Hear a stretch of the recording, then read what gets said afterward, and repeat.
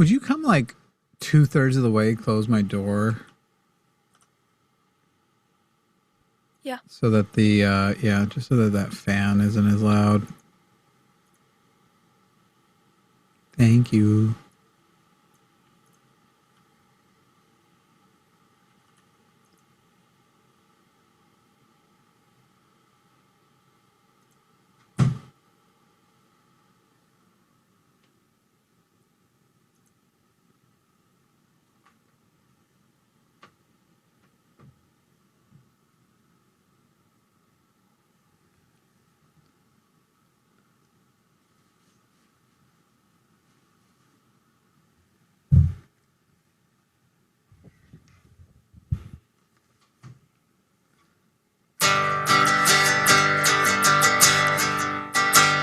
It's Jimmy's birthday.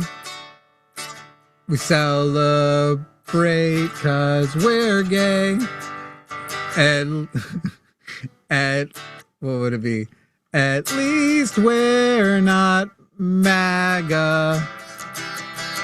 We're more F-A-G. Yay! Get it? All right, that's the song. Get it? M-A-G-A. We're not, because we're F-A-G, yay. Oh no, the little thing came out. It didn't break. It just came out. It gets screwed on, but also that's not going back on its dock correctly. I ordered a dock. They didn't have the same color. Yeah, I know, the guard, it sounds like ass. It's because I had to do it into the mic. There's a whole thing going on right now with my soundboard where when I set up the soundboard to be able to do multiple virtual inputs, it no longer is offering me the combined inputs when I need it to. And let's be so clear, in my hands, it's always sounded a little bit like ass. Hi, everybody. Welcome. At least we're not MAGA. We're more F-A-G, yay, because we're a bunch of queers. Okay, what's up, everybody, and welcome to Calling It Now special birthday episode, but in reality, it's kind of just Thursday. Once Lux gets in here, we are going to take calls today. We're still going to debate today. We will read super chats today because let's be so clear, while I don't really give much thought to my birthday, I find a lot of other people find that concept offensive. And so we will use it as an opportunity to fundraise, which is the thing I do believe in, especially for our channel. Because, man, yesterday finding out about organizations that raise like money close to $1 million and do almost nothing. And I'm literally like, we don't have anywhere near that budget. And we do so much more work than these organizations. Jesus against Jesus specifically. Also, there is some stuff going public. Oh, did I already accidentally put a couple of the things public? There is some merch now at linemerch.com. I'm going to be getting some images up to show you all here in a little bit. And making probably some new versions of it while we're live in case anybody's like, you know what? I really want that as a purse. I don't know, like whatever fourth wall will allow me to do. Because I don't care. It's a fun birthday thing. But the thing about the birthday merch is it's a mystery. And we will at some point during the show, probably toward the end, give one away for free for the person who correctly calls in. I'm not going to tell anybody right now what the answer is. Okay. But there's a mystery meaning to the stuff. I'm sure you all will be talking about it in chat when you see it here. It's my birthday stuff. There's some mystery meaning to it. If you go to linemerch.com, you can actually already see the first 3 products. Like I said, we might add some more to it while we go here. I'm just trying to do multiple things while Lux isn't here too to fill the dead air. Anyway, so you'll be able to buy special birthday only merch, and somebody who correctly guesses what the meaning behind the merch is in a phone call will get a free something. It's going to be fun. The merch is a little square with letters in it. Let me send a copy of this to Luthien and have Luthien show you. It's easiest to view on the mug. Right now there's also a hoodie and a let me pull up that Discord. I'm howling at the moon. I don't remember. That's like, I think a video game channel, YouTube channel song or something. I don't remember who did that. It's some song. Anyway, we're gonna be doing stuff. And I'm just waiting for my co-host to arrive. In their defense, they were on the previous show, and I think we're anticipating, if all goes well, this show might go pretty long. Let me come down here and check out how the call system is doing. So far, hey, MAGA, I don't care if it's my birthday. I'll debate you. Transphobes, I'll debate you. Will debate you. You can call in. The time to call in for guessing is not yet. We'll tell you all when the, guessing thing happens. And then let me come over here and I'm going to forward that to Luthien. I can actually put it in our chat here. So Luthien, in the chat on Discord, you should see the photo. If you'll just downloaded it and then pull it into vMix and then pop it up as an overlay so people can see. The letters read HJS, FYB, GFY. 9 letters, 9 words. Last night, Matt guessed it was, has Jimmy Snow fucked your butt? Go fuck yourself. That is not the correct answer. It was a great answer, and I enjoyed that. That's what he thought I would have on my mind. But anyway, Lux has arrived. We'll go ahead and bring Lux in when ready. To the caller in the queue, it is not yet time. We're going to tell everybody later to call in. It's going to be like one of those things where we close all the lines, and then it'll be like, okay, first person or the third caller is going to get the chance to guess. We're going to have a fun time with it. It's not time for that yet. That's coming up much, much later. Living Tim soon. It's a Brony song. No. How did that happen? Oh, it must be my birthday. People in here lying in the chat saying I'm hotter than Jon Snow. Where did you want me to put must the be a mug birthday picture? wish. Just overlay, but you can bring Lux on. You could just hit overlay 1 on it so that it can be on the screen so people can see. So this is the logo that's going to be featured on various merch. And like I said, it will take some guesses. We do want to, before we do the giveaway, part of it's going to be, we need some time to sell some of these things. So the giveaway is paid for. Otherwise, I'm spending I'm spending money on my own birthday on you people. So as I already said to the caller who's still waiting in the queue, the period of time for I guess, Luthien, you can let them know that that's coming later in the show, and it will be everybody will call, and it'll be third caller, blah, blah, blah. You can take the overlay down. Or we can just keep it like this. Voices only for the rest of the show. That's right. So I'll just write, the puzzle is HJS, FYB, let's see, HJS, FYB, GFY, and that'll be later in the show that we do a contest where people can call in with their guess of what it is, and we'll give away one for free. But in the meantime, if you go to lionmerch.com and you buy one there, you can buy. And I suppose if you're the person who wins, we'll probably refund something you already bought if you call in. Otherwise, you'll still have the product. And we'll read out the messages that people send with their purchases. So go to lionmerch.com. That's your birthday present to me can be you buying yourself something. That's what I think. Can I tell them what one of my funny and wrong guesses was? I think not, because wasn't it close enough? No. Send it to me in the chat and I'll tell you. Okay. Because I did tell them Matt's was, has Jimmy Snow fucked your butt? Go fuck yourself. Oh, and what was the next? And then what were the next? I don't know. I kind of want to leave some things open too for. Sure. No, yeah, I just. Yeah. I don't want to get in the way of anybody else's guesses. I just thought it was funny what I guessed. Yeah. And by the way, has Jimmy Snow fucked your butt? Go fuck yourself. I'm not. There's at least one correct word in there. I'm just not going to tell you which one or how many for sure, if it's only one or not. Anyway, in the meantime, MAGA, we'd be happy to talk to you. Let's see. Why don't we change it to debating MAGA and trans? What's the nice word for trans bigots? Like bigots against trans people. I would say gender critical or and something gender like that. critical or trans skeptical. I don't like giving other people the word skeptical though. I hate how that word's been absolutely like low-key raped. I know. That's the only word that's strong enough. Sorry, guys. Anyway. Also, happy birthday. I did say it to you earlier, but if I don't say it in public, then people are going to think I'm a bad friend. So my partner this morning said it again, hadn't said it a few times last night. And I was like, thanks. And she goes, you're not allowed to get tired of that today. And I'm like, but it's my birthday. So aren't I allowed to do anything you want? What if my birthday wish is that I be allowed to be tired of it? I've just never made a big deal out of it, but she's wonderful and she wants to make a big deal. And I love that about her. She made me this.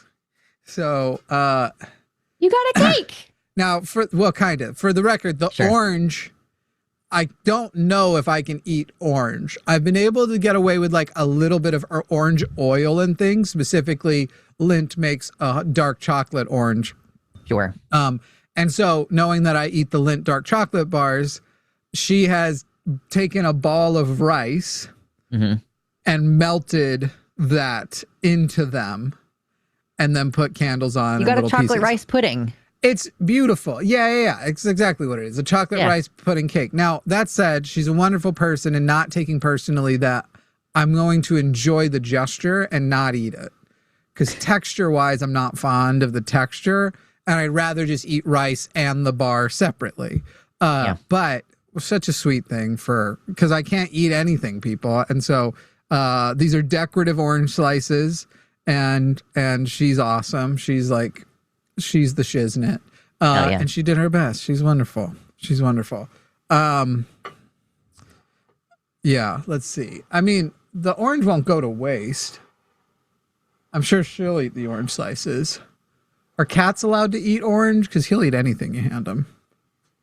I don't know, actually. That's a good question. Yeah, I know with fruits, you got to be careful what you're just handing in. I don't think they want to eat citrus, typically. They can't have citrus. Cannot eat citrus. Considered toxic. What about dogs? Let's find out. Dogs eat everything in the wild, but they also get sick a lot in the wild, like crazy. Yeah. Dogs can safely eat the fleshy segmented part of the oranges in small moderation, as they are not toxic and provide vitamin C. However, the peel, pith, the white bit, stringy part, and seeds must be removed. These don't even have pith. We could just, I don't know. Anyway, if she doesn't want them, we have a backup plan. Though it says in small amounts, so I don't think that's a thing. Anyway, I just found out that my cat is a goblin for bread. Oh yeah. Yeah, it's only been like 2 weeks since we got her, and she wanted my pita bread badly when I was eating hummus yesterday. Yeah, it was pretty funny. I don't abide begging animals. Little boys. No, I don't. I'm like, she needs to inspect things because I think that's important. She's a supervisor, but she's like, and I'm like, no, you can't have it. You can't actually have it. Yeah. I aggressively cuddle little boy when he's being too attention seeking. Yes, we do. And trying to get stuff. And so I'm like, oh, so what you wanted was for me to hold you like a baby and give you big rubs and snuggles? Literally the same thing. Of course I'll do that for you. Yeah. And that has turned out to be pretty good. Good deterrent. Pretty good. Anyway. Holding up your partner's cooking to explain to an audience of thousands you will not eat it as a dick move. It's really not. When she knew the autism she was marrying. We're not married yet, but she knew what's up. She knew what's going on. Anyway, I do like your guess. HJS, FYB, GFY. Hey, send us your MAGA dads. Who's got a MAGA dad for us? Actually, let's poll that real quick. Who's got a MAGA dad? If you raise your children MAGA, here's a thing you can... It is wrong to raise your children MAGA. If you disagree, you can call that phone number right there, 336-543-2101, 01, it is wrong to raise your children transphobic. It is wrong to not provide your children from a young age comprehensive sexual education. It is wrong to be MAGA in general. Let's just be so clear. You're either dumb or evil, or a combination of both. Let's be so clear. That's kind of a variation on one of Jovan's menu items, but guys, we're here. We're ready to debate. Well, that's okay if your MAGA dad would crash out so fucking fast. That might be fun to watch, don't you think? Do you have a MAGA dad? And some people are going to say it's sexist to only ask about MAGA dads. Okay, let's see. I bet your MAGA mom is way less annoying about it, though. I just wanted to leave it hanging. I just thought it was funny to say that. I don't even deny. It might be. Okay, maybe. I don't know. Is it? Maybe. Maybe it is. While you're here hanging out, y'all should hit the like button. It's quick, it's easy, it's free. It helps boost the show in the algorithm, which means we get more viewers and more calls. So if you're ever bored and you're like, what the fuck are they doing? Just click something on the screen, hit the share button or something, and we'll get a spicy call eventually. Kim, I will debate your dad. Be so clear. If your Jehovah's Witness dad wants to call in right now, I got you. I'm trying to fix my chair. Also, we need you all to help us get calls, because my heart, until I have calls, my heart's only going to be half into this. Because Pocopia came out, and that's where my love is right now. That's where it came out at midnight. A little bit after midnight is when I started playing it last night, because I wanted to wait for my partner, and she was off doing wonderful girlfriend birthday prep things and lost a little bit track of time, as those with the ADHD might do. And so we started playing a little after midnight. I'm having fun with it. I'm building up my Pokemon Utopia. And, that's kind of where my mind is. That's what I want to be doing. And so help us, send us your huddled MAGA dads, your huddled masses of MAGA dads. And make sure that you hit the like button to help us get this feed in more places and increase our standing. Stick around on here. Keep our viewership high. That increases our standing. And as soon as a MAGA person is ready to talk to us and tell us why we are wrong, we're ready to take those calls and tell them what's up. My birthday wish is to talk to you MAGAs. Oh, you missed the song. It was, it's Jimmy's birthday, and we celebrate because we're gay. At least we're not MAGA. We're more FAG. Yay. Get it? You get it? Okay, good. Yeah, I got it. I was worried it was too much to get. Thank you. You were worried it was too subtle? No, too difficult. Wait, yeah. Too subtle. Yeah, but I thought some people may just not understand MAGA, FAGA. That MAGA. I think some people in our audience can't digest non-direct information. Sure. There are those who can extrapolate from incomplete data. Yeah.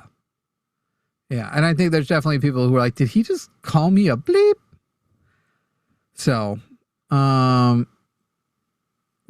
Thank you people for the super chats coming in. As we've said, we'll read some super chats in the meantime while we wait for some calls to come in. This will seem rather masturbatory, but they're going to be mostly birthday wishes. And who's going to be the first person, by the way, to buy some of the birthday merch? Do you guys not like it? What's going on? Nobody's going to buy a mug? Not one person so far. Linemerch.com. Get over there, and it's the first 3 things there. I think it looks very stylish. I know it's simple. And the great thing is, between now and when the actual code is revealed, it can say whatever you want it to say. That's true, too. People ask you what it says, and you can say, mysteries. Is that it? There's a reluctance over like what you're agreeing to by buying that hat? Probably. Like, I don't even know what it says. The code in the hat essentially says, I'm gay if I own this hat. This is a gay hat. There's a way in which that's basically what it says. Go over there, grab the birthday merch. We will be reading messages off the birthday merch. In the meantime, we'll make money off of the fact that MAGA is taking so long to call in. MAGA. You can talk to us at 336-543-2101. Phone number is on the screen.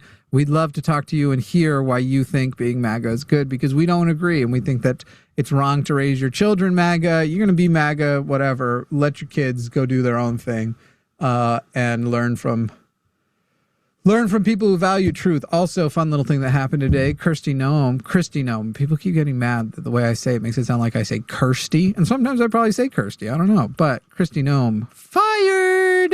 I don't respect her, and so I don't care. It's like, I know at this point that J.K. Rowling's name is J.K. Rowling, but I grew up saying J.K. Rowling, and I don't respect her. So I'm going to continue saying J.K. Rowling. I don't care about Kirsty Nome's proper pronunciation on her name. Yeah. She doesn't deserve it.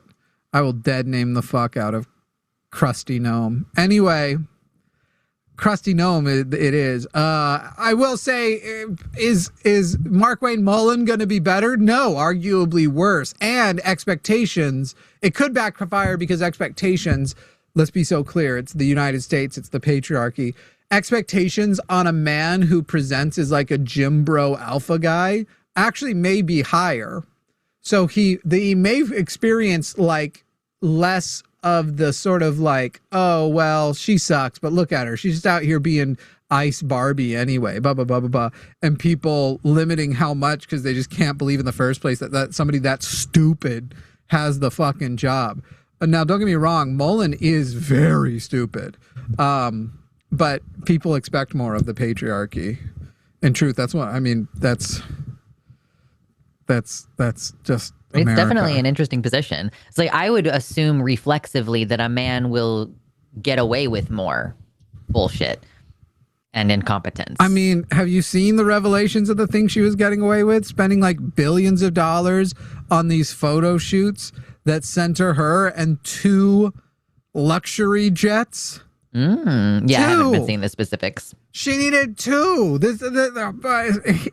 It goes. You remember when fucking Bezos bought 2 yachts? We made fun of him for it. This girl's buying it with our tax money. Not that the money that he bought it with is any less not his. It really isn't. Yeah. But yeah, goodness sakes. So. Yeah, no, I would say, same realm of Hegseth. Senator Mullen is just a very, very dumb man. He's invisibly dumb. You can see in his eyes that there's nothing behind him. He's just a dumb, he's a very Nick Shirley level senator. But he looks like he could probably knock out like 40 push-ups before, like at some point he'll do push-ups for the Instagram, for the ICE Instagram. Be like, huh. Next person wants to come to me and tell us to stop murdering citizens in the streets. I got 40 things to say to you. 1, 2, 3. Like some shit like that's going to happen. Oh my God. One of them's so watching right now and just wrote that down and was like, that would be so much funnier than they could possibly come up with. Yeah, that's true. They should put me in charge of some propaganda. We've had people try to call and then hang up. People, that number 336-543-2101 if you think you can explain to us why what MAGA's been doing is good, why you think the war in Iran is good. You think that the gas price is going up because Donald Trump did not think through this shit. You think that Joe Biden flubbed the withdrawal in Afghanistan, but you have no problems with the fact that we're finding out, not only did they not evacuate Americans from the immediate area that were going to be in danger, then they lied and said they did. And they hadn't. Literally, like, we're not just talking, and it's weird. There were a few soldiers who died, which, by the way, soldiers are already dying in the Iran conflict, but there are a few soldiers who died in the Afghanistan withdrawal. Meanwhile, there's literal American citizens in harm's way. And you know, it's weird because it feels like at times people put more value on the military's life and then just less value on the military's life. Like it's it's an unnamed guy who died, it's like, well, that's just the cost of war. But it happened under a Democrat. This would have never happened, even though it happened by the thousands under the other guy. This would have never happened if we had the guy who killed thousands of these people. You know, we can find out. We can see what's up. I have a weird bump on my arm. I also have a weird bump on the side of my tongue that keeps waking me up. It's kind of like a canker sore, I think, but actually it doesn't look really like one. And I had a weird one on the roof of my mouth last week and now it's gone, and now this one's moved in. So I assume that I have terminal cancer and will be dead soon. Isn't that so everybody. frustrating? When you have chronic health issues, it feels like you get random little bullshit, and it's like, I hope I didn't seriously endanger myself in some way.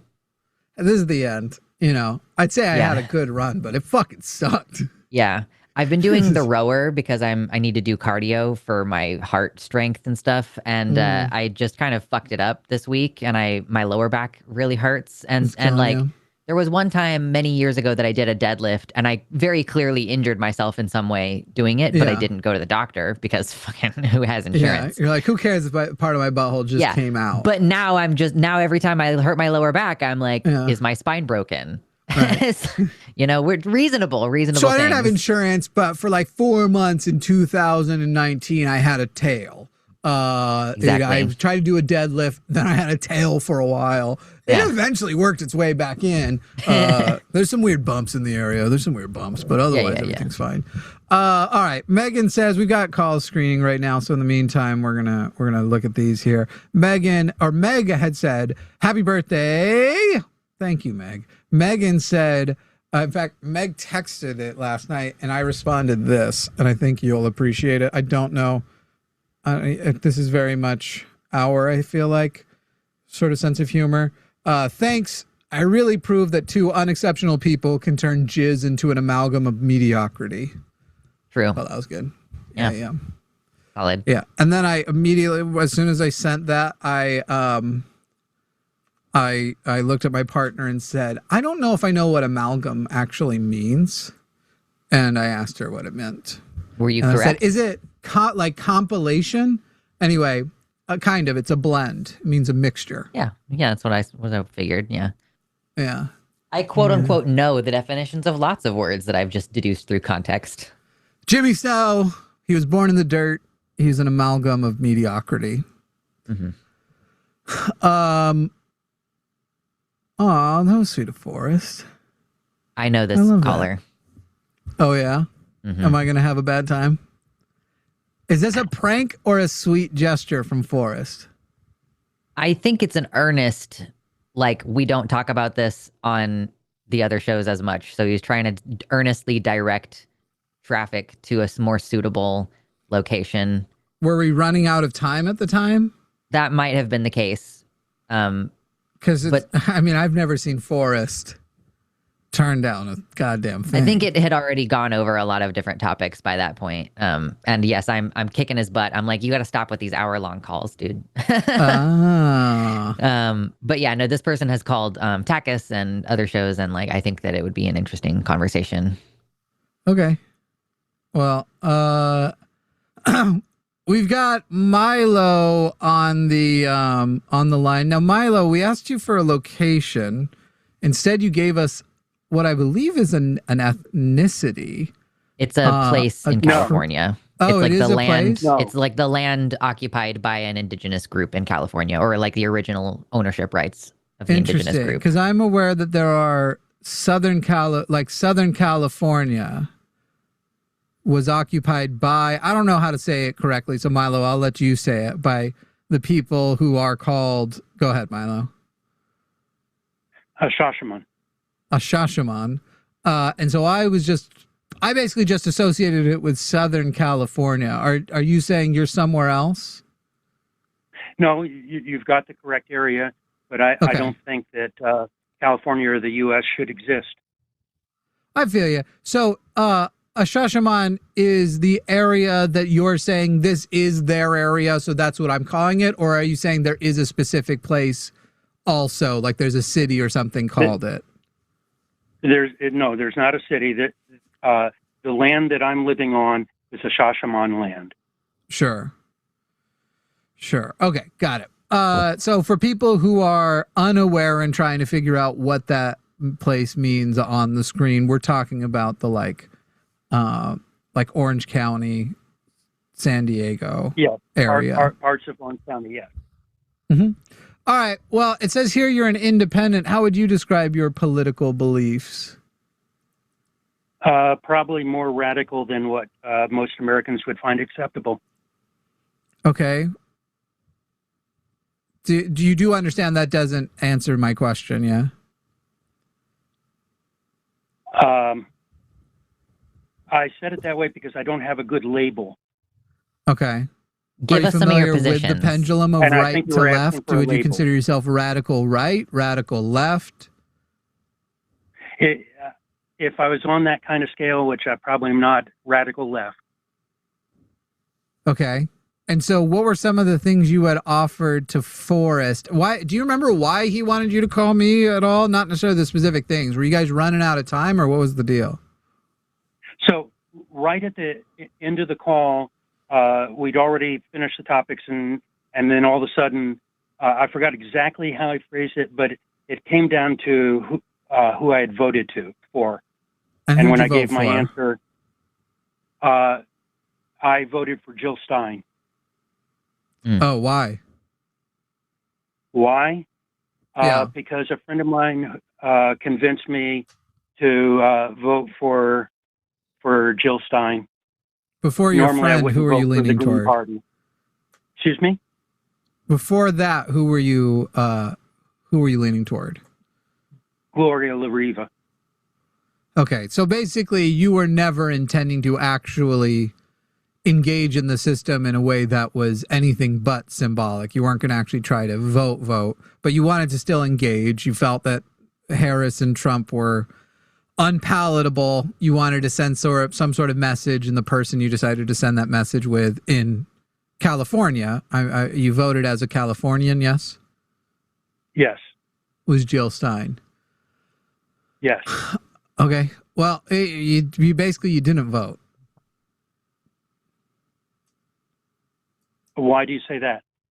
Because your vote didn't matter, and nobody has looked back and gone, God, we should have given Jill Stein a chance. It's done nothing to. So, like in 2016, and it's funny because I can't make this case for, or rather 2020, I can't make this case for this last election because this last election was. There wasn't a contest like this. But in 2020, I, as a leftist, sit there and go, by the time the general election happened, obviously, Joe Biden was the only option to actually vote for. And so then when it came to, but even more so than in 2024, because Joe Biden ran a primary against Bernie Sanders. And as a result, Bernie Sanders ended up with way more power than he would have. And Joe Biden ended up governing much more progressively. And at the end of the day, the only two people that were going to be president was either Joe Biden or Donald Trump. And so voting for Joe Biden, especially after that primary contest, was a no-brainer. It was also a no-brainer to vote for Kamala Harris because, as we are seeing made more true than ever, Donald Trump was not an exceptional option. However, when it comes to this next election, if Gavin Newsom runs against J.D. Vance, who are you planning to vote for? I've never voted for a Democrat or Republican for president. Why not? Because my personal view, they're both fascist parties. They're both fascist parties, as opposed to both right-wing parties. Well, fascist is right-wing. I was being more specific. Would you say that right now in 2026, it is more palatable and acceptable to identify as a socialist than it was 30 years ago? I don't know. You really don't know, or you think it wouldn't help you if you answered this honestly? I really don't know. It's very clearly, very, very clearly it is the case. In fact, now the Republican Party used to say socialist about Obama because it would get everybody to turn against him if they could convince you he was a socialist. Now they have to be careful in their messaging because it turns out if you call Zoran a socialist in New York, Zoran's like, thank you for the boost. It only works now in right-wing places. It's clearly the case. And so the follow-up question would have been, do you feel that the progressive and socialist movements that have been operating within the Democratic Party and using that unfortunate, but what we have apparatus to make that progress is responsible for the difference? But you don't even recognize the difference. So I don't know that I consider you politically engaged for your opinion to be. I'm not angry about your politics are horribly bad. Maybe that is the case. They're horribly underinformed if you aren't even familiar with whether or not leftism is progressing in our country in both its position in the Overton window, as well as actual representation.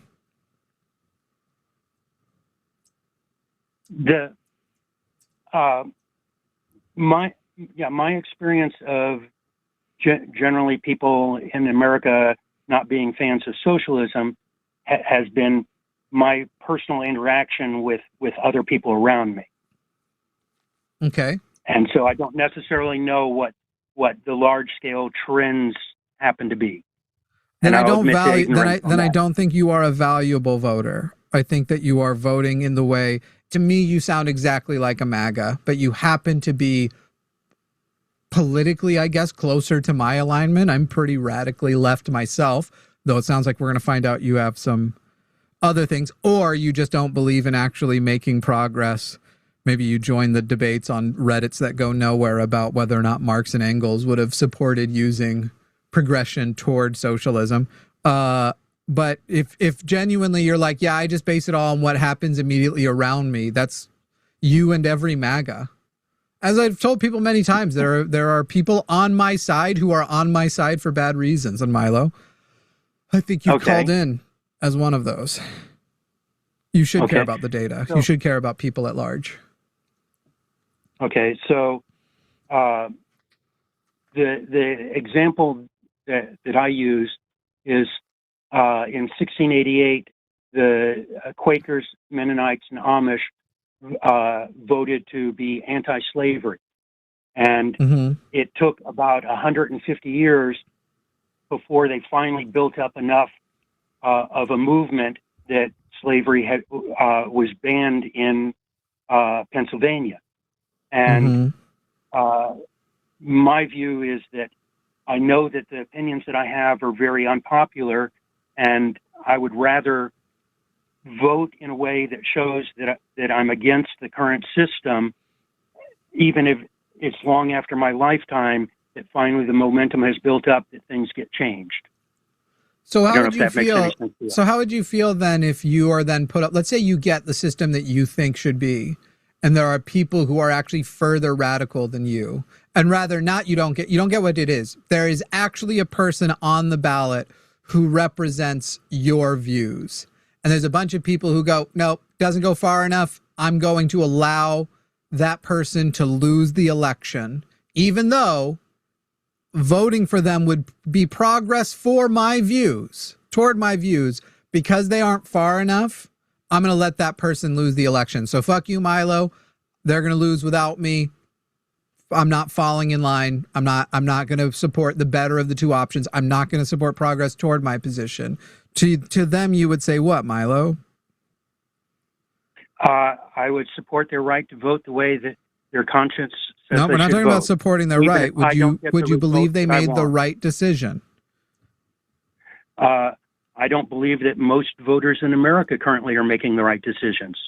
Great. So let's just, Milo, let's start over and let's answer the question I asked.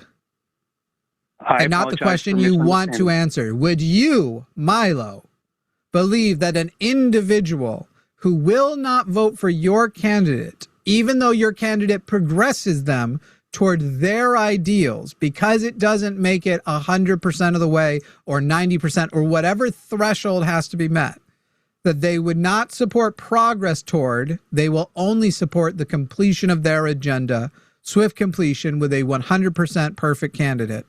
Would you believe that they made the correct decision in taking away progress toward their agenda and letting the opposition win and letting regression happen by the opposition winning? If I'm understanding your question, I would be very disappointed in their decision, but I'd also respect their decision.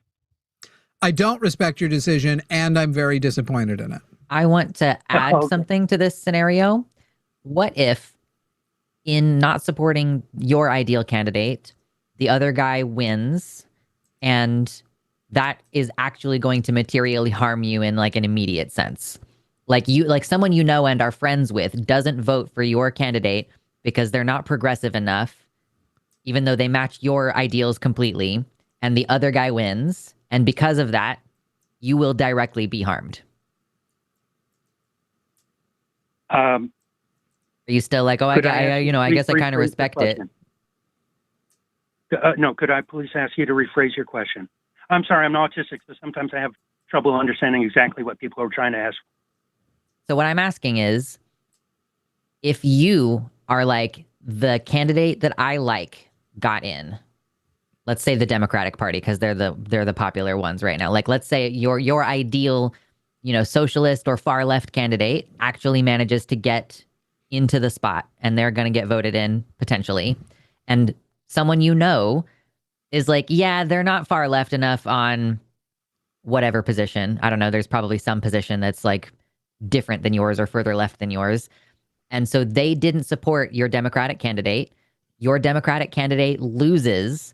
And when the Republican wins, you materially are harmed in some way. Like it's actually a risk. It's actually like potentially dangerous. You're going to lose all your savings.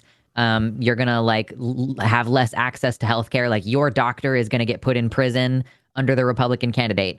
Do you still feel like, yeah, I respect that position of voting for, or of abstaining from voting and allowing the Republican to win? Yes, I still respect that. Because okay, so are you going to continue being friends with a person who allowed you to lose all of your savings and you're a doctor be arrested? You're going to be like, yeah, we're still friends. We're still in a coalition together. It's cool that you voted for my harm. Yeah, so I've been harmed by people who turned me into the police and depending on the person, may have remained friends with them.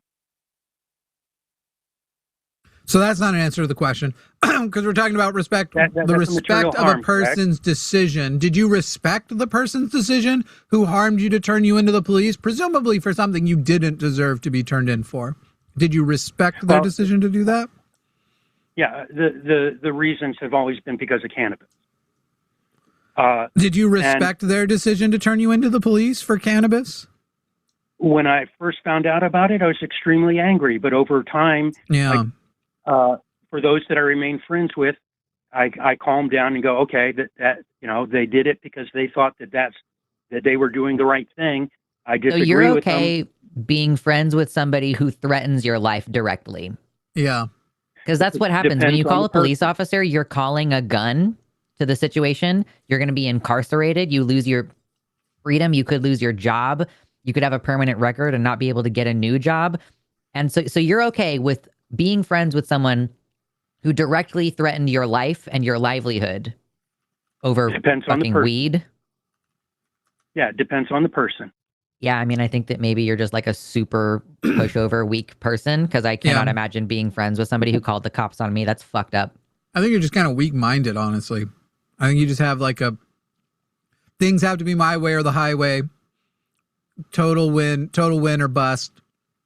It's just dumb. It's childish.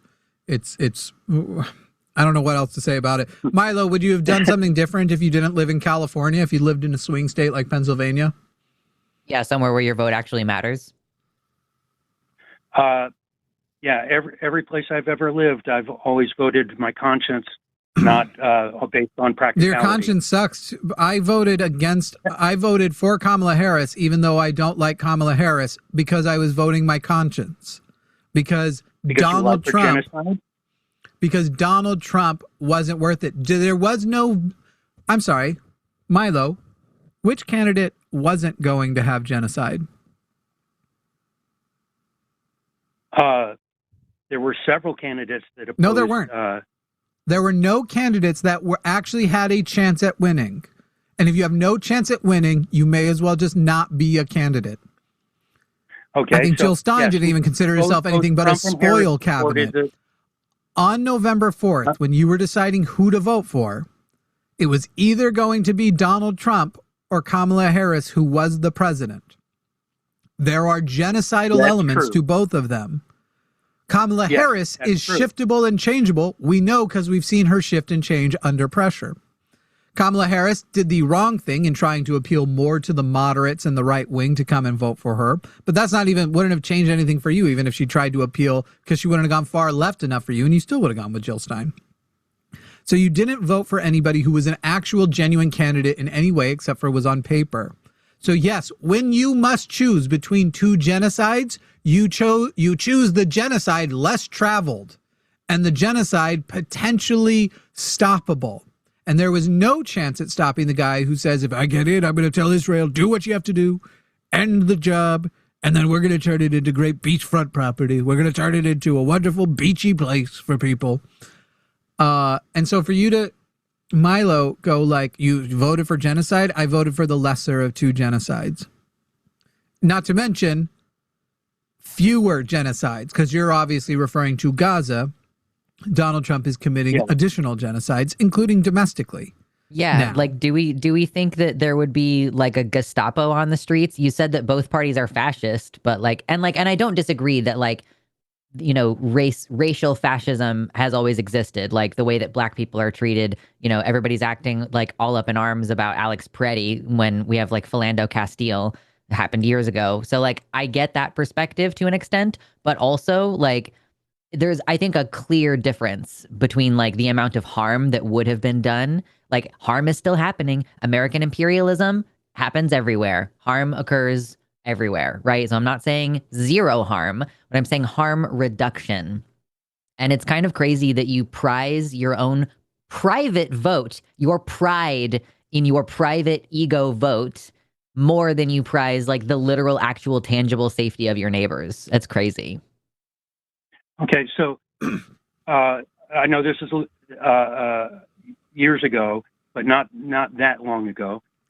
Both Democratic and Republican presidents were involved in genocide against Native Americans, where at least half of Native American women were sterilized without even knowing that the Bureau of Indian Affairs was having them sterilized. Ongoing today. Children are displaced from Native American homes. I get it. Like, I'm not saying America is a good place where zero harm happens. I'm saying there's a clear choice in who you can get to slow down the harm or stop the harm. Like, who's going to actually listen to you? Who's actually going to bend versus like Donald Trump, who has literally never changed an opinion based on public opinion at all. Like, he's completely, I mean, he's got dementia at this point, so it's all the people around him, like Stephen Miller and stuff, who are like pushing this agenda. But like, who is more likely now to support policies genociding Native American people? And understanding that Mexican Americans are indigenous Americans. Right now, there is a clear distinction. The Democrats would not be actively persecuting Mexican American immigrants in this way. And Donald Trump is rounding them up in the streets and like zip tying toddlers. You cannot fucking tell me that they're the same.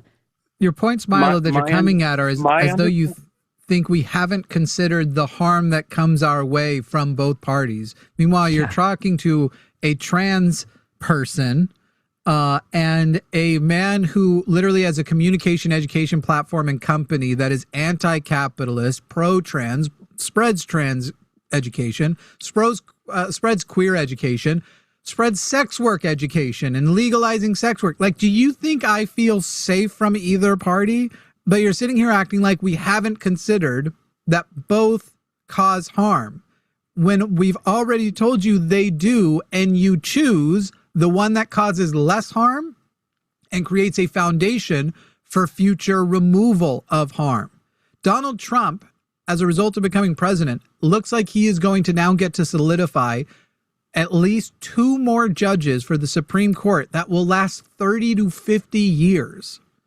Literally generations. I may be dead before Donald Trump's Supreme Court is completely, especially with the way this country's going.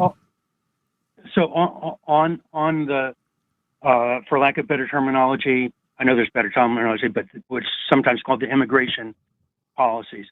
So my understanding is that last year, the Biden administration deported more people without due process of law than Trump did in his first year. I may be wrong on that number, but that's my understanding. Without due process specifically is the claim? Yeah. Okay. Because I was under the impression that, yes, there were lots of deportations, but... Yeah.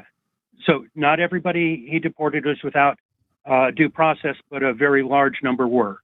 Milo, are you sitting here trying to make the claim that Joe Biden used similar or as terrible of... I'm also against the deportations that Joe Biden did. Yeah, to be clear. But that asylum was as undermined and removed from access, that due process was violated nearly as much. I'm not going to say he probably violated no due process, but we're probably talking about very low numbers. And that right now, while deportations is bad, and you're going to get that with both of them, the deportations by the Biden administration was at least more targeted toward people with a criminal background. Donald Trump is, as Luxander just pointed out, zip tying toddlers. They are deporting anyone and everyone because, unfortunate for them, they're having a harder time figuring out who they can round up without destroying the economy, because Donald Trump does care what the stock market says. So Milo, once again, and this kind of goes back to earlier where you were asked a pretty simple question and you went, I only know about what happens around me, not the actual data. Now you're trying to make a broad appeal to something you clearly don't understand the nuances of. And I'm supposed to what? You said respect their opinion? Should I respect opinions of people that are like just isolated to here's my personal experience. Here's what I read about somebody else's opinion on this on Reddit, and I did not care for it. Like, I don't know what it is you think I should do here. I don't, once again, Milo, I accept you have a right to vote how you want, and you suck at it. I don't respect it. I respect you as a human. If you and I are in line to the bathroom, I don't think just because you are such a garbage voter, I get to skip you in line. Whatever order we showed up in, that's the order we go. That's the human level of respect I have for you. As a voter, you fucking suck at it. You're a waste of a vote. Near the end of his term, Biden argued, not Biden personally, but his administration argued before the U.S. Supreme Court, and the Supreme Court voted against him. But he argued that the children who were in cages, that the federal government did not owe them basic things such as food, water, education, clothing, and so on. Yeah, I do not believe in any way that you are representing that correctly, because there's no way that the Joe Biden administration said we don't have to feed and give water to people in our that we have arrested, that we have accosted. There is no way that that is an accurate representation, that they said we don't have a responsibility to feed people in our custody. So I'm going to need you to cite that argument and give evidence of it, because that's a crazy fucking thing to... Not a single moderate Democrat, not a single Republican who voted Democrat because they like just dislike Donald Trump would have been like, oh, yeah, I support the idea that we don't have to... If we have somebody in custody, we don't have to feed them if they're an immigrant. Call you back with the source. I don't have it available. Sure. All right. Well, Milo, you call back with that source or send it to my email. What is your email? I'll write it down. Contact at QN, like Nancy A line.com. QNA line.com. Wait. Okay, I've got a pen. It's in the description. Milo, it's in the description. You can find it easy. Thanks, Milo. Okay. Until next time. Has anybody bought some birthday merch at linemerch.com yet? Let's find out. I want to know who of you are the risk takers. Who here takes risks and goes, you know what? I don't know what this means yet, but I want to. None of you.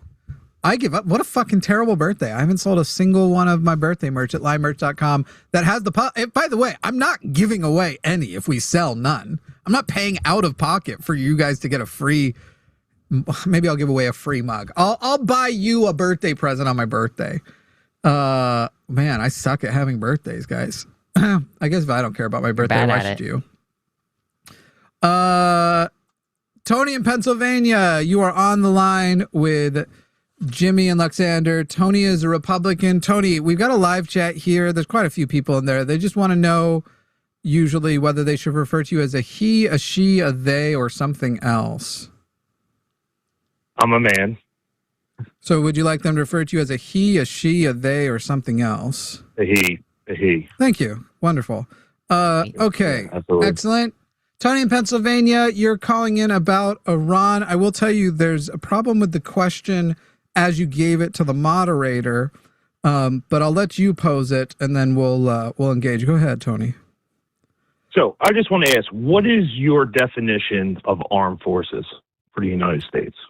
What in your mind, what is the job for the armed forces of the United States of America?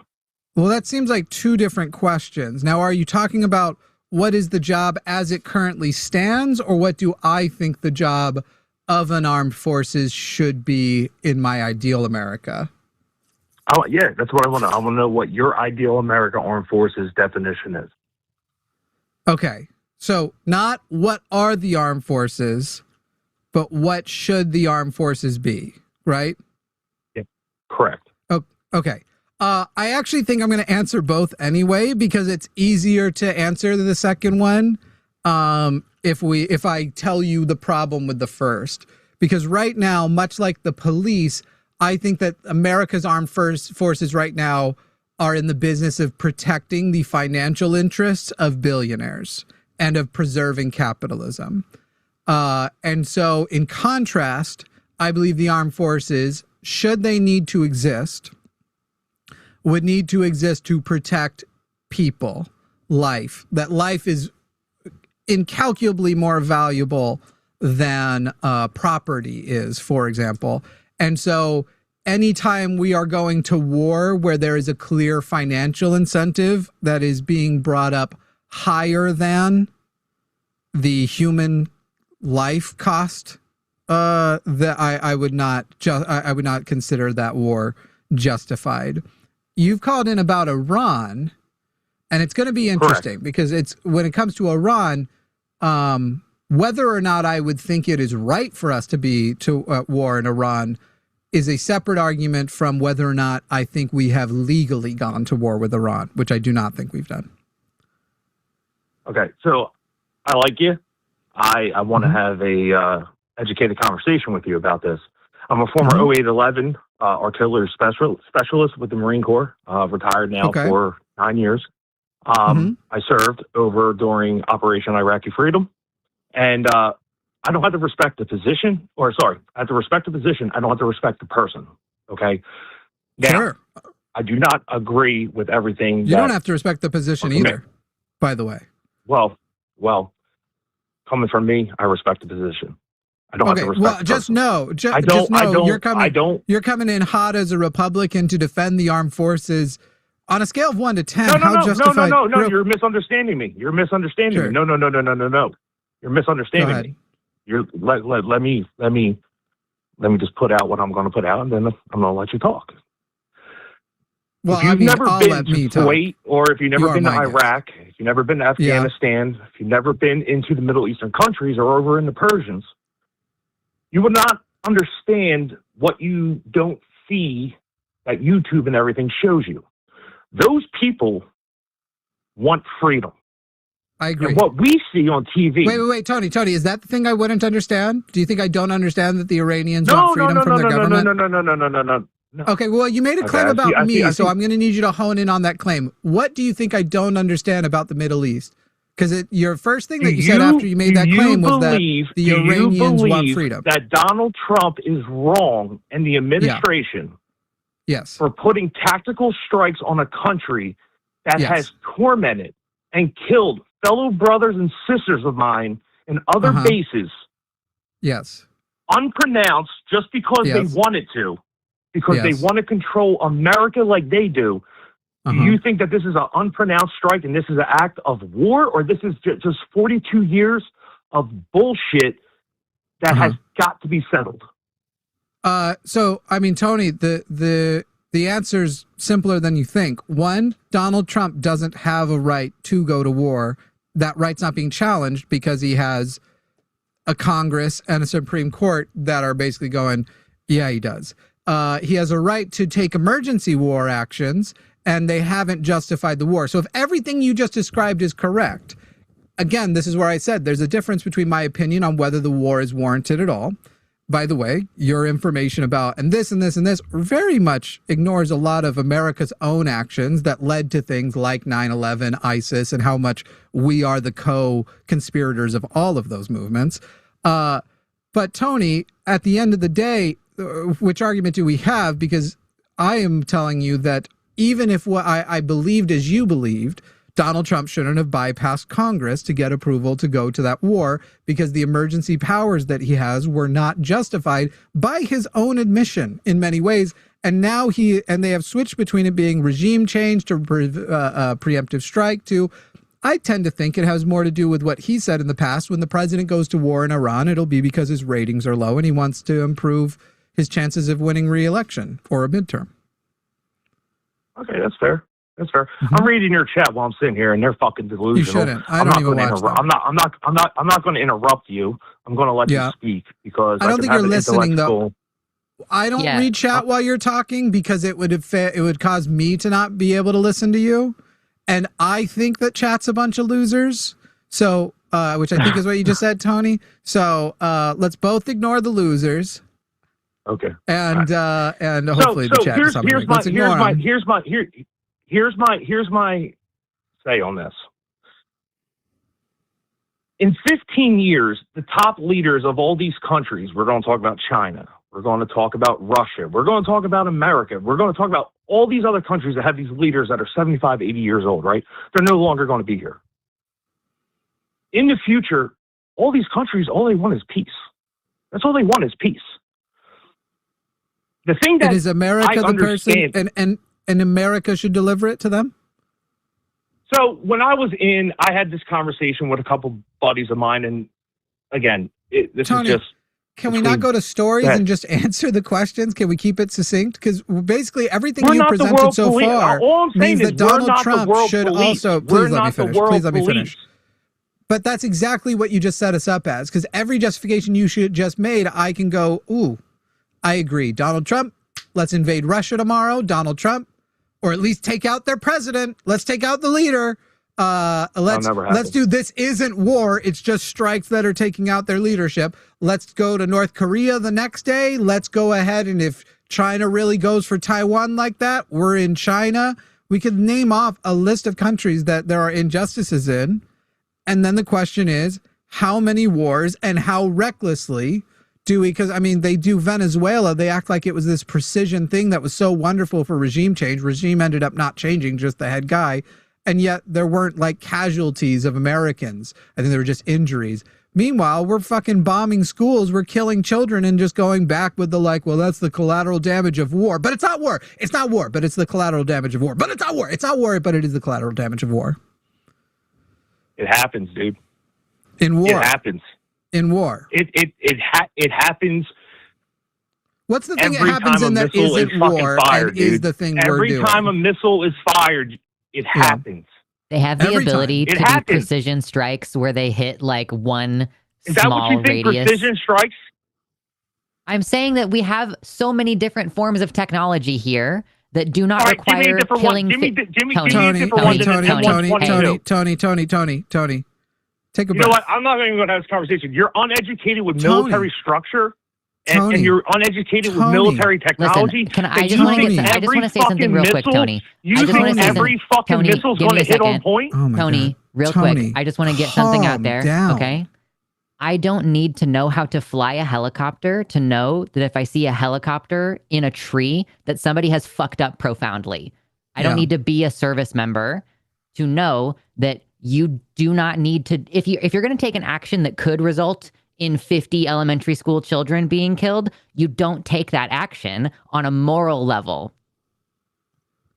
Tony, the problem I have right now isn't even the point you're making. We're offering you the chance to make your points. I've tried to give you guidance on being more succinct, and you're going to hate this even more. You are being tremendously hormonal. You are letting your anger and hormones just absolutely drive you right now. When I just want to hear, if you want to say I'm uneducated, great. But you are yelling it into a phone to a perfect stranger. First of all, how old are you? Do you remember 9/11? I can, Tony. It's one of the key. It's actually one of the biggest moments in my life. I'd say I remember it better than most things in my life. Because guess what, Tony? Okay, well, I'm from motherfucking New York. 4 years after that. Did you? I tried to, actually, Tony. It wasn't 4 years after. I tried to sign up 7 But years. I was medically unable. You're too much of a fucking pussy to do it? Excuse me, Tony, am I going to get to finish my answer, or is this your show? I was medically unallowed to, but wanted to because I was a conservative, because I considered myself a great patriot, because my father served, because my 2 brothers served, and I was looking forward to serving in the military, however, was medically unable to. I'll give you a second to readjust your narrative. That sucks for you. Sucks for you. Sucks for me. Sucks. Yeah, you do recognize your narrative just got absolutely wrecked. The direction you tried to take it, making it about my biases, my ignorance. Because you're not understanding. You're not understanding. Tony, I think you don't understand. People are suffering in a different country, and all we're doing is trying to fucking help. Great, Tony. But it's a problem. We bombed them. So, Tony, we're bombing. Are we gonna, Tony? We're gonna start bombing every country where people are suffering. Fucking ain't right, dude. Tony, why isn't the president saying that's why they're doing it? You're meaning to tell me that other countries that pump their chest out. No, you're meaning to tell me that other countries that pump their chest out. Tony, you've got to calm down. And they try to push their power on us. We're not supposed to sit there and fucking take any action? Tony, we just asked, this is where you fucking liberals and you Democrats and you fucking transgender motherfuckers don't understand this shit. Tony, put some boots on and get your ass overseas, serve your country, then do your fucking podcast, and then come with something educational. Guess Until what, then, Tony? Take a breath, fuck man. all y'all and fucking go 47. Fuck y'all. Hey, Tony, are you about to hang up? Are you unable after condescending to us? Oh my God! After all that condescension, fuck the trans person, the weird trans. By the way, neither of us are liberals, neither of us are Democrat. It's really funny, though, that the trans person here is able to control their hormones more than the cisgender man. Fuck all y'all, go 47, blah, blah, blah, blah, blah, blah, blah. And all he was asked was a simple question. Do we bomb every country where the people are suffering? And that was the response. You're too young to understand. Was there any argument in there that wasn't ad hominem? It was all just like, you guys suck, go serve your country. Again, I'm too old, by the way. Nobody wants me to serve the country. I'm too old. I'm too chronically ill. I wanted to serve, quote unquote, serve the country. I now recognize the Army is what it is. The military is what it is. I tried to join the Air Force. I now recognize the military is what it is. It's essentially a political cult built to take Tony's life, to say, Tony, there's a lot of billionaires with a lot of stuff. And if there is an option to preserve that stuff by killing you, we're going to go ahead and kill you, Tony. Yeah. His name is Tony, right? Did I already forget his name? Yeah, it's Tony. That is how much I'm never positive. That is how much these, I check the names because I'm not logging these things. While you're mid-conversation. Yeah, I know. Yeah. Yeah, this is not, I don't hold on to these calls. No. I mean, that was a true Republican, guys. I think that's the case. He said he respects our opinions, doesn't even respect our ability to get them out, to speak. He just yelled. And really, like, what true harsh challenge did I bring Tony? Besides, I don't agree. I don't think he's done it legally. I don't think it was justified. I don't think that we should be recklessly killing children. I don't think we are showing off our precision capabilities. I don't think I don't think there's a punch card. And every time the Ayatollah killed a child, Donald Trump gets to kill one in return. Yeah. I don't think that punch card exists. It's justified as long as his score is less than the Ayatollah. And by the way, Donald's up there like, once I hit 50 kids, I get a free sandwich from Subway. Like but he has to eat it with Jared is the only problem. He'll do it. He'll do it. No pictures. These military types, their identity gets all wrapped up in being military, and then like all of the actions taken by the military, they feel personally attacked if you criticize them. And also, I get a feeling like the people who get the most up in arms, the veterans who get the most up in arms, are the ones who did devastatingly fucked up shit while they were deployed. Yeah, the number of Republican military I know, by the way, who they've been over there, they've seen, so they can know the opinion. Are you guys even old enough to remember 9/11? Literally, like key memory of my life, like one of the most, and not to mention an obsession of mine. I have an autistic obsession with 9/11. It's probably more like every year.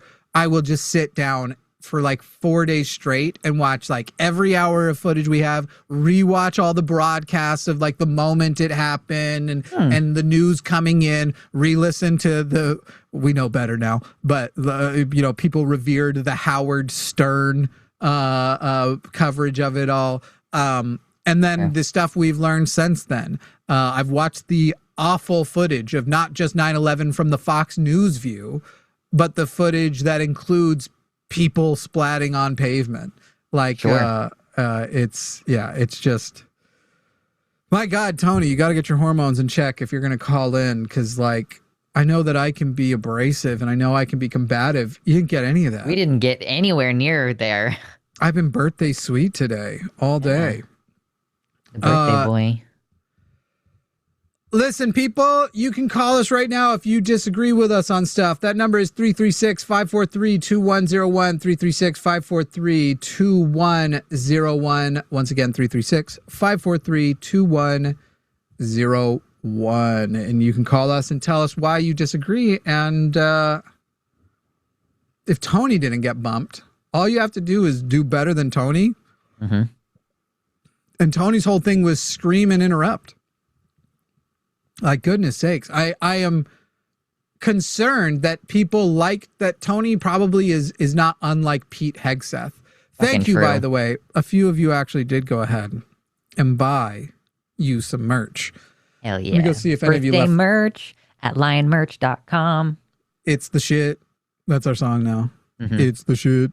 Let's see. Z left a message. Said...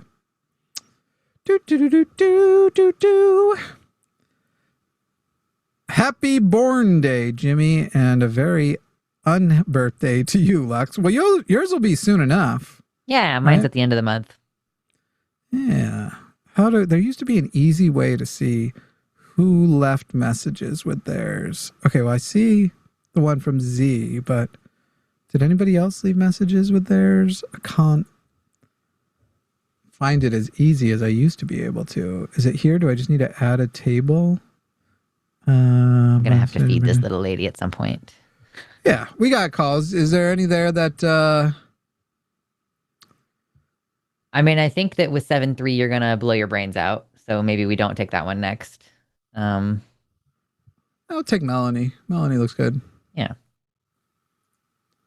Melanie in Pennsylvania, an anti-theist socialist who is a Marine. Now, I assume, let's start there. Do you agree with the last callers? Did you listen to the last caller, Melanie? I just hopped on about 5 or 10 minutes ago, so not very much. I was on with the screener. That's so good. Oh, thank you. Also, Amy bought something and said, "Go fuck yourself, Jimmy. Happy birthday." Appreciate that. Yeah, Melanie, they were screaming that basically because we aren't in the military, we can't know what, and we should absolutely be bombing Iran, that what Donald Trump is doing in Iran is the best, that we should go to war with them because the people there want liberated. I guess as a Marine, maybe you're not allowed to say, are you allowed to give a dissenting opinion about whether or not the war in Iran is justified? I will give my opinion unapologetically that I think anyone who votes for war has not been there. And I was not a combat veteran myself, but I was in the Marines, so I know several of them, including Marine Recon, and they struggle every night to survive with what they've done. And they don't like the children that they killed. They didn't want Tony to kill said them. He actually they just were deployed following orders. Tony said he deployed in Operation Iraqi Freedom. And so he's saying his opinion that it's great that we're over there is valid and ours is not because we've not been, That's wild. How long have you been a Marine? Oh, I was a Marine. I got kicked out for fucking a tranny. Oh, all right. Well, I am trans myself, by the way. We thank you for your service. About the fucking service, not the military service. Hell yeah. Hell yeah. What if now? And Luxander, good to talk to you again, by the way. Hell yeah, Melanie. What's up? I saw up? you two on here, and I couldn't think of two better people to talk to about it. Were you a socialist before you became a Marine? No. Okay. So I always thought that capitalism was pretty dumb. So for a long time in my life, even into adulthood, I thought that fascism or authoritarianism, dictatorships were a better answer. At least there was like quick action and the people had control over like, if we need to take out the government, there's just these few key people, as opposed to democracy that we have here, where it's like, damn, if we tried to overthrow the government, we saw what that looked like. Yeah.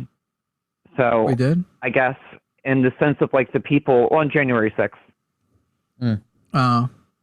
Trump sucked at it, I guess. But I don't think that's what it would look like if we tried to overthrow the government. I think if we tried, you, me, Lux, and some other people who are allowed to say the T slur, I think the National Guard would show up quickly with hot ammunition, with hot guns. Yeah. Agreed. You know. So I think. Well, Melanie, I'm curious then, if you weren't I always a listened a lot capitalist. to you guys, by the way, and I just want to say thank you for educating a lot of us. And I think that my views on socialism have been very easy to come by here. And I appreciate you guys. So being pragmatic about the future vote, since I think we already kind of did this with Milo earlier, and I'm avoiding being redundant. But your question is, as a socialist, why should you vote if your vote is for capitalism? And I'll ask you a couple of the same things I asked before. But actually, let me ask you this. If you had two capitalists running, but one of them, let's not even worry about which party, because to tell you the truth, I wouldn't care which party. They would have to be very flawed otherwise. But one of them was offering Medicare for all. Would you vote Medicare for all before you voted for, even if you didn't feel like we were going to become a socialist country? If the healthcare was affordable for everybody, probably. Would you like that was a step in the right direction? I'm talking Medicare for all. I'm talking socialist healthcare. Capitalist country, but I'm talking European model of taxes. I'd probably cast a vote for that. Cool. There's 90% of my answer. Even though I do believe my presidential vote is like useless, though. I do think there's a lack of utility to popular vote, which is the other half of the question. Right. You live in Pennsylvania. You're in a swing state. 90% of my answer is voting for Kamala Harris would have been, I have to argue with people on their points and where they are usually on why they didn't vote. But with you, I think I can mostly just focus it here. Voting for Kamala Harris would have brought us closer to Medicare for all. And Medicare for all is the most important thing. It is the most important issue, which is why I am nearly a one-issue voter. There are very few things that can take me away from voting for a person. So if Kamala Harris was pro-Medicare for all and wanted even more genocide than Donald Trump, that probably would have taken me off of Harris, right? But Medicare for all is so behind so many problems that people don't even recognize until you start to give them more information, like how about 20% of our GDP is literally healthcare in America, which is fucking crazy. The Medicare for all is behind so much. And not only would Harris have gotten us technically closer, if not a public option when the ACA subsidies run up, probably would have been a public option. That would have definitely been better than Trump, though not adequate. I will always pick a Medicare for all candidate over a public option candidate, which is why I picked Jasmine Crockett over James Tallarico for this last primary. She's Medicare for all. He is public option. That's 90% of the reason. You should vote for a sooner delivery of Medicare for all. And Donald Trump getting elected also means that's going to be pushed off because Supreme Court challenges to Medicare for all are going to be solidified, as well as now the shit he's doing with voting. We are probably fucked. I don't know that we're going to have fair elections this year, let alone at the next election. There's a lot of good reasons to have voted for Harris, even if you are a socialist and you find capitalism unacceptable. Well, I guess I feel like if everyone who didn't believe in capitalism just didn't vote, that is its own vote in and of itself. And that's like, because I didn't vote, what I'm really saying is this whole system I disagree with. Melanie, it wouldn't have worked. That's not how we live in an electoral college. There's a reason why no other democracy does electoral colleges or the way we do congressional representation. It's not appealing because it's not truly democratic. So you're not voting to them reads as there's another person not resisting. They're not going to regulate me more. They're not going to start pushing my company's boundaries down and away and regulating more of Amazon and empowering more unions and doing things like, I get it, 2024, as I said earlier, is harder to defend this with. But Joe Biden running against Bernie and almost losing to Bernie, not only did it push Biden to the left of where he was going to govern and ended up with an administration with way more diversity, trans people included in there. I hope that was one of the ones you fucked. I don't know. Somebody in the administration. That'd be dope, Melanie. Anyway, the fact of the matter is that also gave Bernie became the chairman of the budget committee and a shit ton of other task forces directly for the White House. The most left person to get significant federal power since several decades, had a shit ton of power in a world where a few years ago you just said Obama was socialist to scare people away from them. That's why, because I don't want incremental progress, but I want it more than the opposite. Because I'm not talking about incremental progress versus no progress. Right now it's incremental progress versus regression, versus we're getting further away. Progress. Yeah. And I'd way rather have something faster and more significant. But I don't know why people think, I think, Melanie, your position, whether you mean it to be or not, is an accelerationist position. I think that's what all of the no voting is if you won't give us enough, we will make the country bad enough that you'll have to. And I think that, Melanie, one of the things you aren't considering is if that succeeds, you're dead on the other side of it. I'd like to save the people. Oh, that's certainly not the message I was trying to come from. And I understand that, like, sometimes we intend one thing and we actualize another. I just think that's what the abstain vote thing actually is. Call in the first place. No, I don't think you're defending accelerationism. I think that's what the abstain movement is. It's an accelerationist movement. That made a lot of sense. And I think the way you put it with, like, by not voting, I'm basically saying that there's less opposition. Yeah. You are materially creating less opposition for absolutely.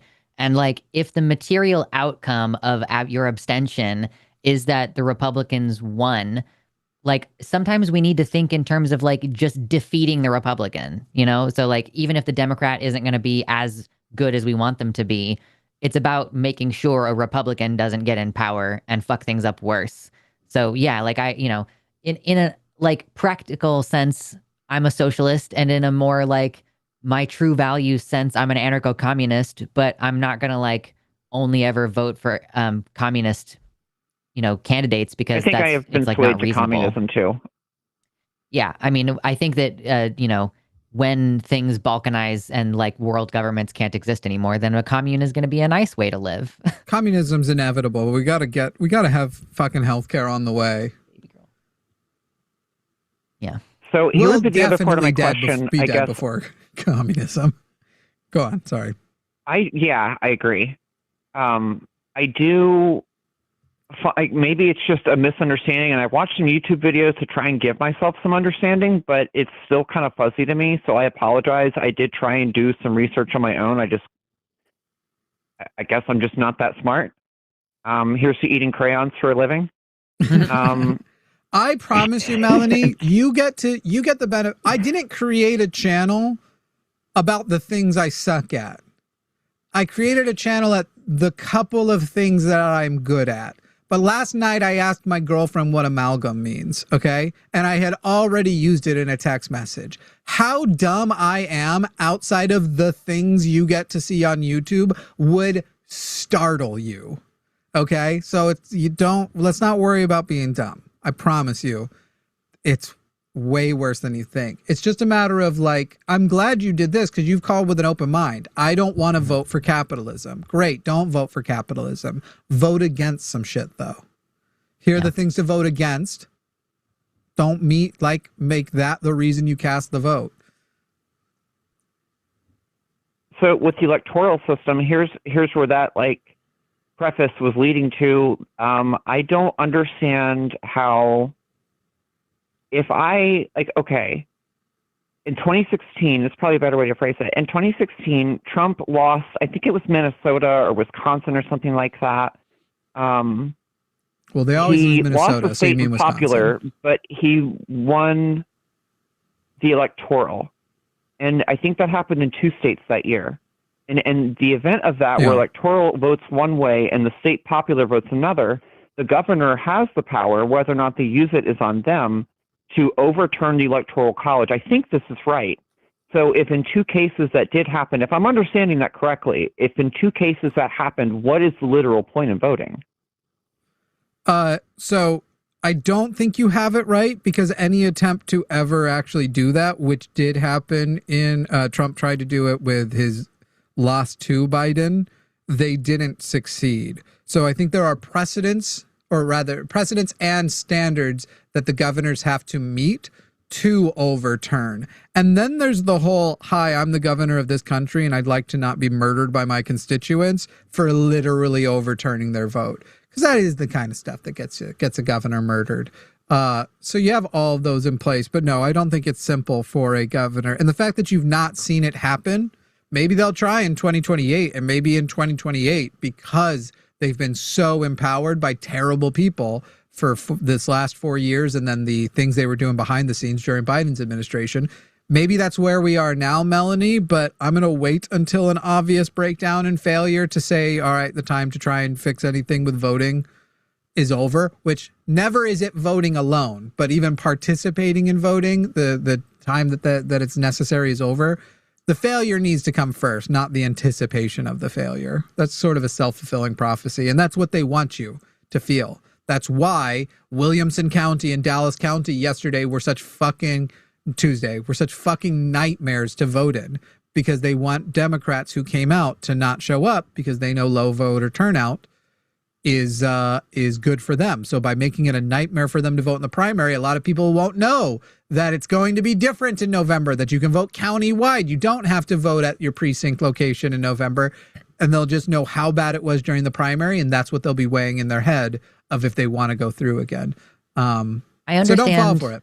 The sentiment, Melanie, that you're like, okay, if the popular vote in a state doesn't actually truly determine whether the electoral votes go that direction, I still think that there is power and utility in being able to point to the popular vote. And like, I think that that is a way for us to bolster our argument to dismantle the electoral college, or and like, this is, I feel the same way about the popular vote across the country. So even if you live in a red state where obviously it's going to go Republican, like I'm from Kansas, I still voted for Kamala Harris, even though I did not like her, because I was like, I want to continue bolstering this narrative of like, no Republican has won the popular vote in decades, potentially my lifetime. Like they don't win that majority. And so I want that to be part of a continuing conversation around, you know, implementing ranked choice voting or eliminating the electoral college, or, you know, something. Like, I still think that your vote has rhetorical weight, even if, like I said, in Kansas, my vote didn't change any outcomes of the presidential election.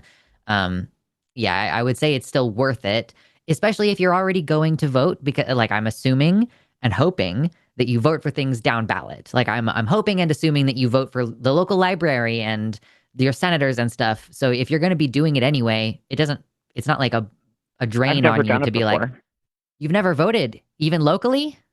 Never. You should. It's so good. Listen, the one of the libraries in a town near me recently expanded their hours because they successfully got a vote in to like increase taxes that support the library. Like little things like that materially help your neighbors and make your community a better place. Like, okay, now there's a place for like homeless people to go plug in their phone and charge it and use the internet to search for a job and get warm in the winter. And places for kids to go after school if their parents can't afford daycare and the kid needs to be somewhere for a couple hours. Like, I lived at the library after school I live in for that Philly reason. now. Like, that shit does happen here. Like, this is if you want to do that, this is the right city to be in. There's tons. Like, this is like a halfway socialist city in the middle of America. Yeah. And you should have voted for those halfway socialisms. Yeah, I mean, you're in Pennsylvania. Well, I just got here. Okay. Well, while you're there, But no, the in point is, Pennsylvania, like, you're also voting for union outcomes a lot. So true. What powers the unions are going to have. So you, Melanie, from now on, you even if you leave the people you don't like I would respect it more, Melanie, if you had turned in a ballot simply without a president marked. I wouldn't respect it, but I would disrespect it less, I should have said. Yeah. If you're voting for everything else, yeah, because that stuff is so important. Yeah, your local elections matter, and on the impact of your life, they actually matter quite a bit. They are arguably the most meaningful usually. I would say Donald Trump has forced it to be competitive with how much it affects your life. But Melanie, what are your last thoughts? We're going to move on to some more people who will use the T slur that aren't allowed to. Oh, it's okay. I think I would say I'll leave my opinion off on that. I'll just say that I was born into a very red household with racist parents, and I'm 35 now, and man, it has been a long and difficult journey to undo a lot of the poor thoughts that were imprinted on me as a child in a Christian household. And I just really want to thank you guys for everything that you do. Great. Oh, yeah. Thank you so much. Congrats, thank you for Melanie. taking the time for me. Mm-hmm. Bye-bye. Talk to you later. And happy unbirthday to you as well.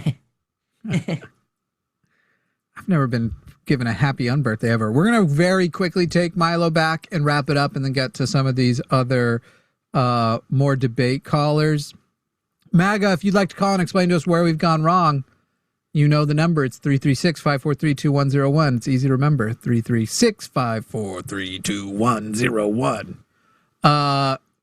Milo, bringing you on quickly because I figured out which case you were talking about, and I assume you've now looked it up. You were talking about the Flores case, and rather how the Flores case was used to defend the we don't owe them basic stuff in the Supreme Court. Do I have it right? Maybe. I sent you copies of the court decisions to your email. Yeah, that the Biden administration, from a case started by the Trump administration, was arguing against providing basic services and claiming that the children were not in legal custody for 74 hours, and therefore the Flores decision or settlement didn't apply. Yeah, so I think there's something interesting that you just tried to change there about it, essentially like it was going to fly. I don't know what you mean by the Biden administration, because I believe the decision was in 2019, that it was it was argued in 2019. The delivery of the case may have been under Biden, but the arguments weren't. So the Trump administration tried to challenge the accommodations that the government is required to deliver. The Biden administration, where are you finding that they did something like that? Oh, okay. So if you see the emails, the case that the Biden administration was arguing was started in 2020. The Biden administration argued in 2024 to support what Trump had argued, and the decision was made in 2025. I don't know why. So this goes again to you are reading headlines. The case that happened in 2024. Excuse me, I'm going to finish. You don't get to say no and talk over me. Sorry. Not on my show. I apologize. The decisions that they tried to have removed in 2024 were because they had implemented stronger policies and wanted their stronger policies to be respected, and they were worried about fallback to the Supreme Court policies. They had stronger protections in their own regulations. They did not argue that they owe children less care. And the fact that you called back minutes later with this makes me think you went to an AI overview and sent me that. No, I don't use AI. So one of the AI overview is what shows up at the very top of Google. So if you Googled it and you looked at what is the top of the page, that is the AI overview. I like when people say they don't use AI, and I always get the same face. If you are watching the show, if you're aware the show exists, if you called into the show, at some point, AI was utilized by services we didn't even intend. AI transcribed when you were auto-screened. And that's a built-in feature of our call system. I didn't got shit to do with it. So you do use AI, but you're saying you didn't use AI to research. As a blanket statement, I find it very silly. Okay. And so I sent you 4 emails. The second one is the actual United States District Court, Central District of California ruling. So I wasn't going by AI or by news reports. I was going by what did the court say.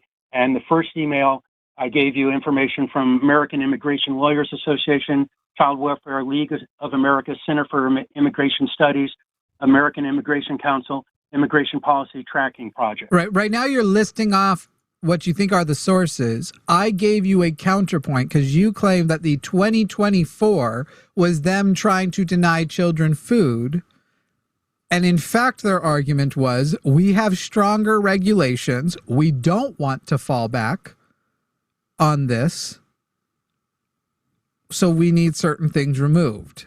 Am I telling the truth or am I lying? Or am I mistaken?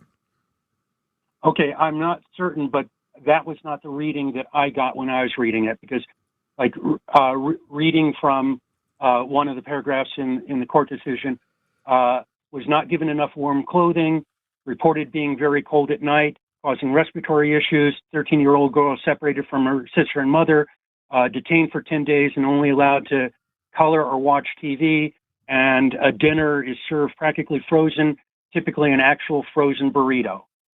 And those were examples. And so what you are referring to is the underlying Flores case that was a part of this case, the original Flores case being something that started back in 1997 as the result of a settlement called the Flores settlement. And so you were talking about the details of the underlying case that were still added to it because it was a part of that decision. You are not talking about why they were there arguing it. They weren't defending that those conditions should be okay. Okay, and so my reading is that this was. I don't care what your reading is. Okay.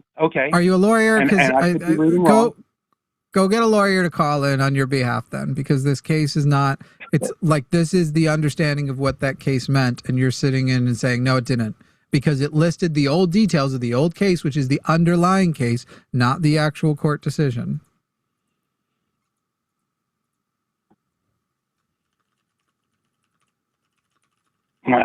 All right. I give up. Well, I don't know what to do here, because literally you're just quoting no one is disputing that the 1997 case listed those problems, but you haven't linked it to their listing those problems and the Biden administration was saying those were fine. Okay, and so I'm linking it to the 2024 and 2025 case, and I said Supreme Court, and I was wrong about that. But in the United States District Court, Central District of California, that's the case I'm referring to. Correct. You're talking about, we already said the 2024, right? Correct. Yes. Yes. Flores v. McHenry, yes? Yes. Would you like me to read the case number off to you? I have it in front of me too. We're talking about the same one. I think 854544 DMG. Yes. Okay, so we're looking at the same case. Yes. And if I'm understanding correctly, you're saying that I have misread or misunderstood the case. Yes. Okay. And I don't know how to respond in the next couple of minutes. So that's Milo, I think it won't be a call that happens back today. Okay. Okay. Go work on it, Milo. And be open to the idea that you're wrong about this.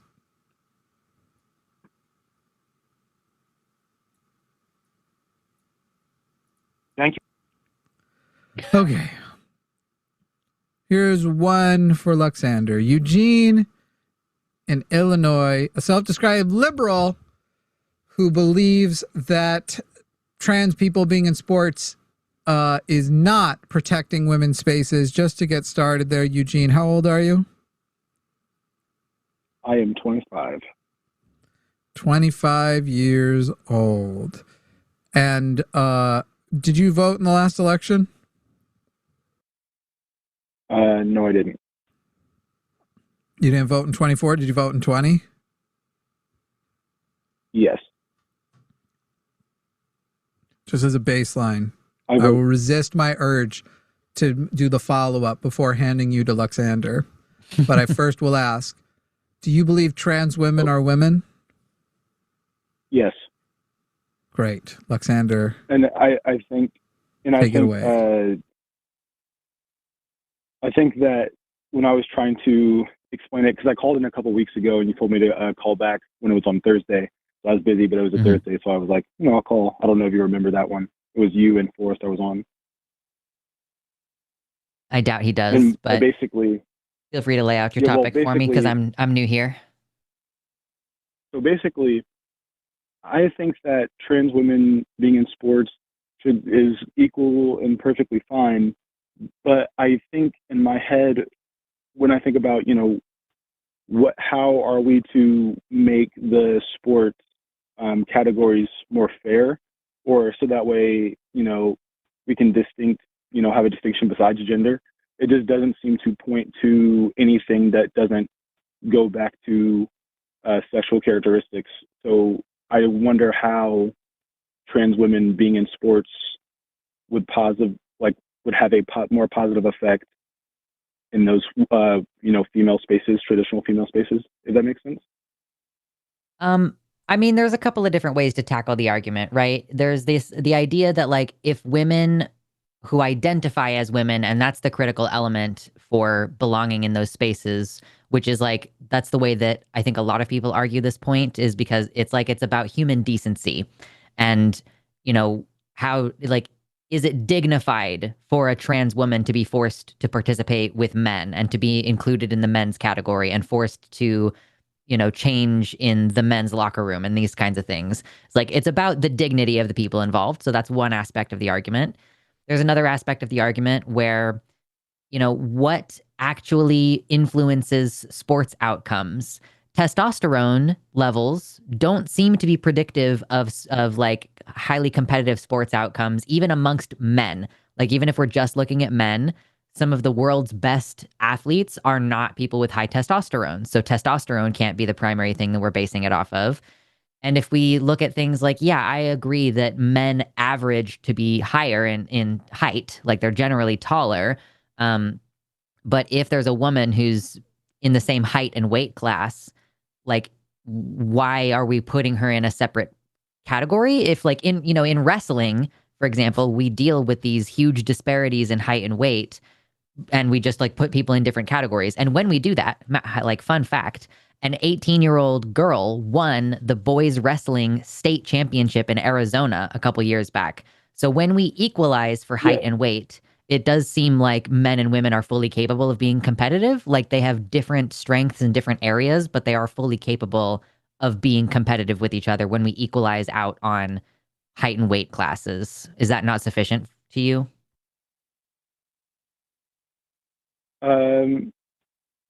I think that I just didn't fully understand that testosterone did not have as large of an effect as it does, or sorry, as small of an effect as it does.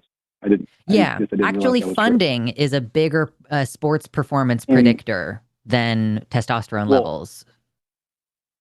And I was going to even add that I wrestled all 4 years, so I do understand that, and I do think that I've seen, women that are just as good as men. It doesn't really have to do with, in that sport as much. But I do wonder, why do you see so many females, even at the highest level, not like consistent as males?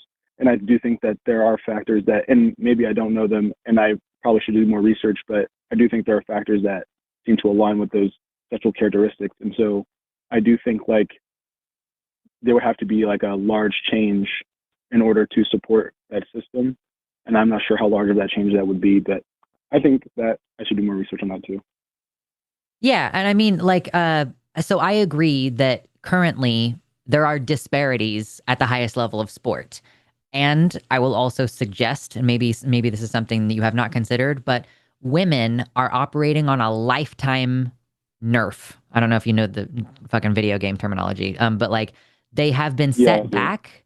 Okay, so thank you. They have been set back by the fact that over their entire lifetime, They have gone to coaches who are not paid as well. They have equipment that is not as good. Like the lack of funding. So like if we look at the, highest levels of sports performance, yeah, there are some disparities, but that's predicated on people's entire 20 years of athleticism being in like conditions in which we can tell that funding is impacting their performance. So my personal opinion is we would need to equalize the funding, and then maybe in like 20 years, we'll start to really see the effects of that bear out. Additionally, and this is going to seem a little bit unrelated for a second here, but bear with me. So there's this kind of idea that boys are better at math than girls. And there's a couple of studies, one in particular that I've kind of latched onto that showed that if you have a group of boys and a group of girls who are about to take a math test, and you tell them while you're just kind of telling them that they're about to take a math test, if you're like, boys generally perform better on this than the girls do. And then you have another group of boys and girls who you don't say that to. The group of girls that you said, boys generally do better on this, those girls perform worse than the girls who you didn't say that to. Interestingly, the boys also perform worse when you tell them that boys generally perform better on this. So there's some really interesting psychological dynamics here where it could very well be that segregating the sports by gender on its very basic level, and that the justification that people typically use is that women are worse at sports, or that they would never get their accolades if we integrated the sports. Like, a woman would never be in the top 3. Telling them that their entire lives probably impacts their performance. And it's also possible that it could be negatively impacting male performance as well. Can you imagine how much more drive there would be if a man was like, I have to race against a woman. I have to try so fucking hard. And meanwhile, the woman is like, I have to prove it and beat this man. Like, I feel like that would be so much better for competition. No, I agree. I mean, the sad reality I feel is that, for a lot of women, it's traumatizing to be a woman in our society. And that is a point that I did consider. Yeah. So I think that, I guess I didn't apply that to the trans women, being women, are they not women, and in sports and all these other, things. I guess I didn't apply that across the board, or maybe think about those two things being so. Yeah. And we didn't even get into the biological changes that happen when you undergo estrogen therapy, right? Like that trans women are required to have a lower level of testosterone in order to compete than cis women do. Like cis women's level of normal testosterone, trans women have to be below that in order to participate. Trans women have been found in a couple of different studies to be disadvantaged on a couple of the metrics that people assume that they have better, like, oh, they have more lean muscle mass, blah, blah, blah, blah, blah. Like, okay, well, but if you're on estrogen, your muscle shrinks. And so you then have less muscle moving around the same size skeleton. So, and like trans women don't seem to have as much lower body strength as cis women. So like there's, even not getting into the intellectual kind of things about trans biology, like I don't think we have a clear justification for sex segregating sports anyway. Yeah. But also, if we're going to do it that way, it doesn't seem like the way that we do it now, which is like we do require medical transition. Like that aspect seems to equalize the playing field to some extent, right? Like the day that Leah Thomas won first place, she also got dead last. It's not really fair right now. It's not really fair right now. I fully agree with that. Yeah. So yeah, I feel like it's, I think that also there's an aspect of this where like, protecting women's sports, protecting women's feelings in the privacy of their locker room or whatever. If you ever heard of the right to comfort, it's basically the premise that okay. So if a white woman doesn't want a black person near her, her right to comfort in the past superseded the black person's right to use public facilities. And we're just seeing another rundown of this where cis women are like, I'm not comfortable with trans people around me. And that right to comfort is being prioritized over trans people's like human rights to participation. No, I agree. I'm black, and I tell people all the time, like, look, this is modern day racism, and I can't stand for it. I don't really speak about too much, but when I hear that type of stuff, I don't allow it because it's kind of messed up. I appreciate that perspective because sometimes people bitch at me about being a white trans person using the like racial comparison, but it just seems to me like a very clear recycling of the same arguments. Yeah, it's a disgusting viewpoint. I mean, simply put. Yeah. Well, did you have anything else you wanted to add? Well, I probably gave you a lot to go research now. Yeah, well, I was just going to say thanks because I feel like there's just a lot of people where they have these opinions on, and I'm not trying to sound like, rude, but types of people when you talk about like, trans people or, whatever, LGBT or whatever community. But I feel like it's like you've never even talked to somebody who has those viewpoints and you're only going off the most extreme viewpoints, which are easy to counter, They always say, trans men will, do something crazy in a locker room or something like that. It's like, bro, well, one, the only people doing that are men on men. But anyway, doesn't even matter. Point is I just want to get the perspective of someone who actually is trans instead of just, going online and having that be a caricature because it's just not really fair. And I don't think it's going to get anything done if I go in not knowing my shit. So I appreciate you correcting me and just giving me the information. Yeah, I appreciate you coming to it with a feeling of curiosity behind it. And yeah, I appreciate when people are like, I'm trying to get informed and not just have a reflexive opinion. I also think that there's a big problem where, like you said, it's you're basing your opinion off of the most vocal minority. But even then, it's like this is what right wingers have picked up and spun into the worst possible interpretation of what the most extreme person has said. So yeah, it's good to, come to the source and everything. Well, if that's all of your questions, I appreciate your call and we'll move on. Yep. Thank you. And Jimmy, I hope you weren't going to get ready to cringe at me. I was scared that he was going to be like, did you vote for Donald Trump? I was like, no. He does run away with it sometimes. Unfortunately, I did. And that was my first election. And that's why last time I didn't vote. Cause I was like, nah, I can't really be going for that. And I did a lot of research into these types of things. So you'll do better. I appreciate you guys. Thank you. Yeah. We'll see it. Bye. And now the part of the show where I call out somebody in live chat who is doubling down when given the opportunity to just go ahead and be ableist. Wait, what? Miro FTM in chat is about to get called out for being an ableist sack of shit about something that I've actually explained multiple times. But then when given an opportunity, like, wow, really double down. So here's from Miro.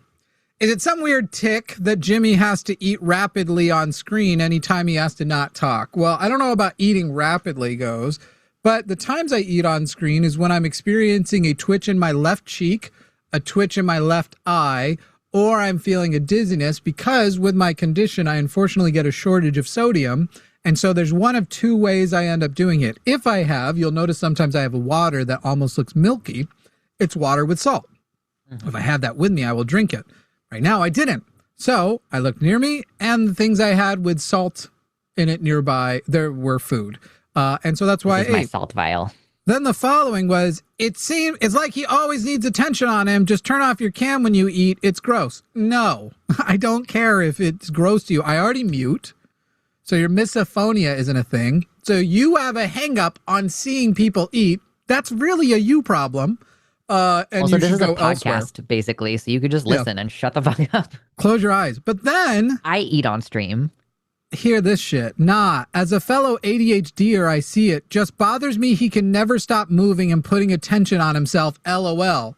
Well, listen, as a person with autism, I think you saying me wanting to, that I am trying to purposely put attention on myself by constantly moving, you can, in the friendliest birthday wish way I have, go fuck yourself. I am in a constant state of moving at all times, and never is it to get attention on myself. In fact, it is often a thing that I struggle with when I am in spaces that it draws attention to me, the fact that I am pretty much constantly in movement, and it's hard to get myself to calm down. It's crazy for an ADHD person to be like, stop moving so much. It's like, oh, do you magically not have... Right. Do you magically not have the ADHD bump and leg? Like, wow, okay, must be great to be you. Right, Mero, for you, an ADHD person, to describe being in motion as trying to get attention is fucking crazy to me. So rude, dude. So, Mero, maybe But thanks for complaining in chat, because that helps the show. yeah, I think people like it. I used to get a little hung up about hate comments and stuff, but I'm like, thanks for boosting the show. Yeah, I can't give a shit anymore. But if you're gonna sit there and I don't know, Mero, I think you just need to go and think about it a little bit and come back and maybe just be like, hey, it was my hang up that I was progressing onto you, pushing onto you, and that was kind of shitty of me. Forrest, when he's thinking, like puts his finger on his lower lip and like he does a little bit of like this and like a little rubbing it. And He's someone doing it got for attention though. Yeah, sure. Somebody got so ass mad about it in the chat. They super chatted and they were like, stop touching your lip, Forrest. It's weird. And then he was like, and did it way more. I'm going to eat directly into the thing. Yeah, chomp directly into the microphone. Crunch, crunch. I legitimately too, like in general, I'm very open lately about at least an element of the chronic illness stuff that I work with. Yeah. And y'all know that like it's my stomach, my digestive system, and the interactions with food. So when it comes to your opinion on what I do with food in general, I have been better about early on when I realized I was gonna have to snack on air when I felt this way. I wasn't as vigilant about muting the mic. And that I took on board. But if you're just gonna be an asshole for the sake of being an asshole. You do everything you can to minimize its impact on the audience, but you have complex medical needs and you need it. Sometimes you need to take a pill. Like I've seen people be like, oh, somebody confronted me for taking my prescribed medication in public. Like, do you really have to do that in public? Like, yes, I am at work. Like, I don't get to go home and take this pill. You want me to go do it in the bathroom? Like, you know, it's that same kind of like shove your bodily functions and maintenance to somewhere where I don't have to see it. For the record, I don't need advice like the person who said Jimmy should just drink Pedialyte if he needs sodium. It's not just sodium, it's electrolytes. But first of all, what I actually do drink, as I said at the beginning, it has virtually no calories. Whatever calories are actually in Redmond sea salt. So when I have that opportunity, I do that. Pedialyte has more calories and I think is flavored and stuff, and I can't do a lot of artificial flavorings and shit. Yeah. So I don't know. It's just fucking weird. You're not banned or anything, but I don't know. It's also ironic to be in a live chat complaining about people's attention-seeking behaviors when you're trying to get the attention of the host to change their behavior over your hang-ups. It's true. You could just keep it to yourself and move on, but you had to say something. There is some irony. I just want everyone to know that I hate attention-seeking behavior. Don't get me wrong. I'm clearly an attention seeker. Look what I do for a fucking living. Yeah, clearly we like attention, but you know. But the idea that if I wanted attention, I wouldn't have just interrupted and overtalked Luxander. Have you seen this show? Come on. I love cisplaining trans issues. It's true. I'm almost sad that one wasn't spicier. Oh my God, but, oh well. The fucking rest of the calls are... MAGA, where are you at? Are you guys... These are debate calls, but MAGA, your boy earlier blew up. Can't remember his name. Was it Tim? Who called earlier? What was the guy who couldn't stop yelling? Tony. Yeah. Tony.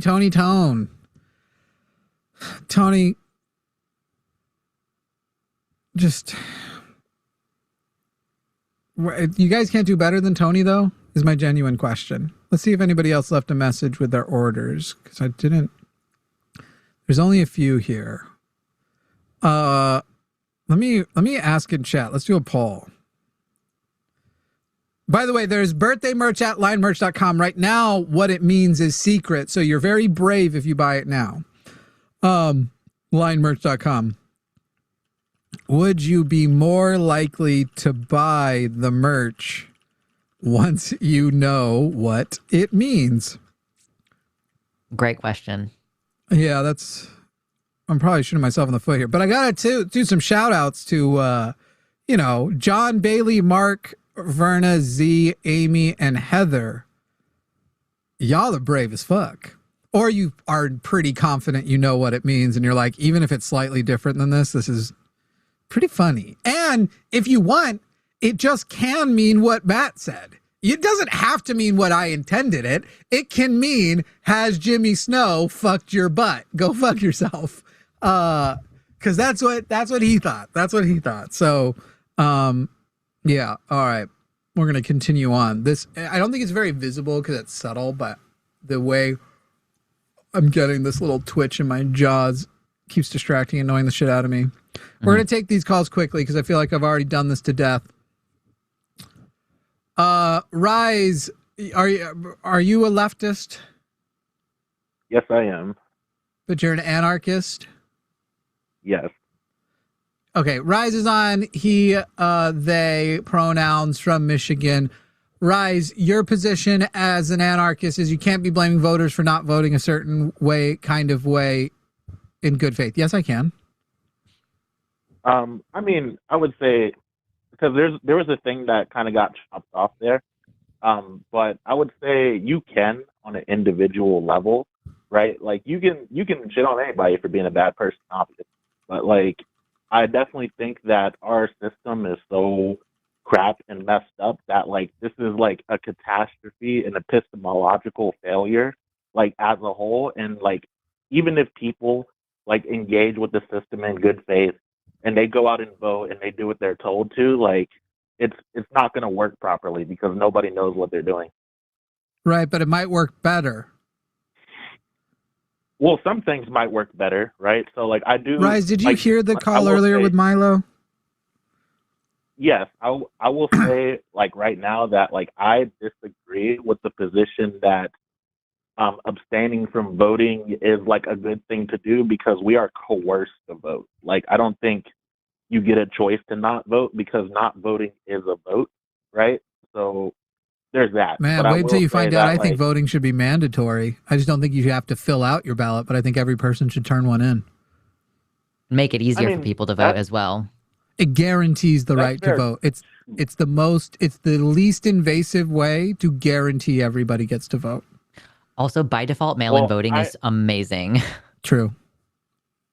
I agree with that, but I also do think that like there's so much voter disenfranchisement, and to some degree, we also have to engage with the idea of like, okay, what if you're in prison or in jail, or you live in the states where if you have a criminal record, like they don't allow you to vote sometimes.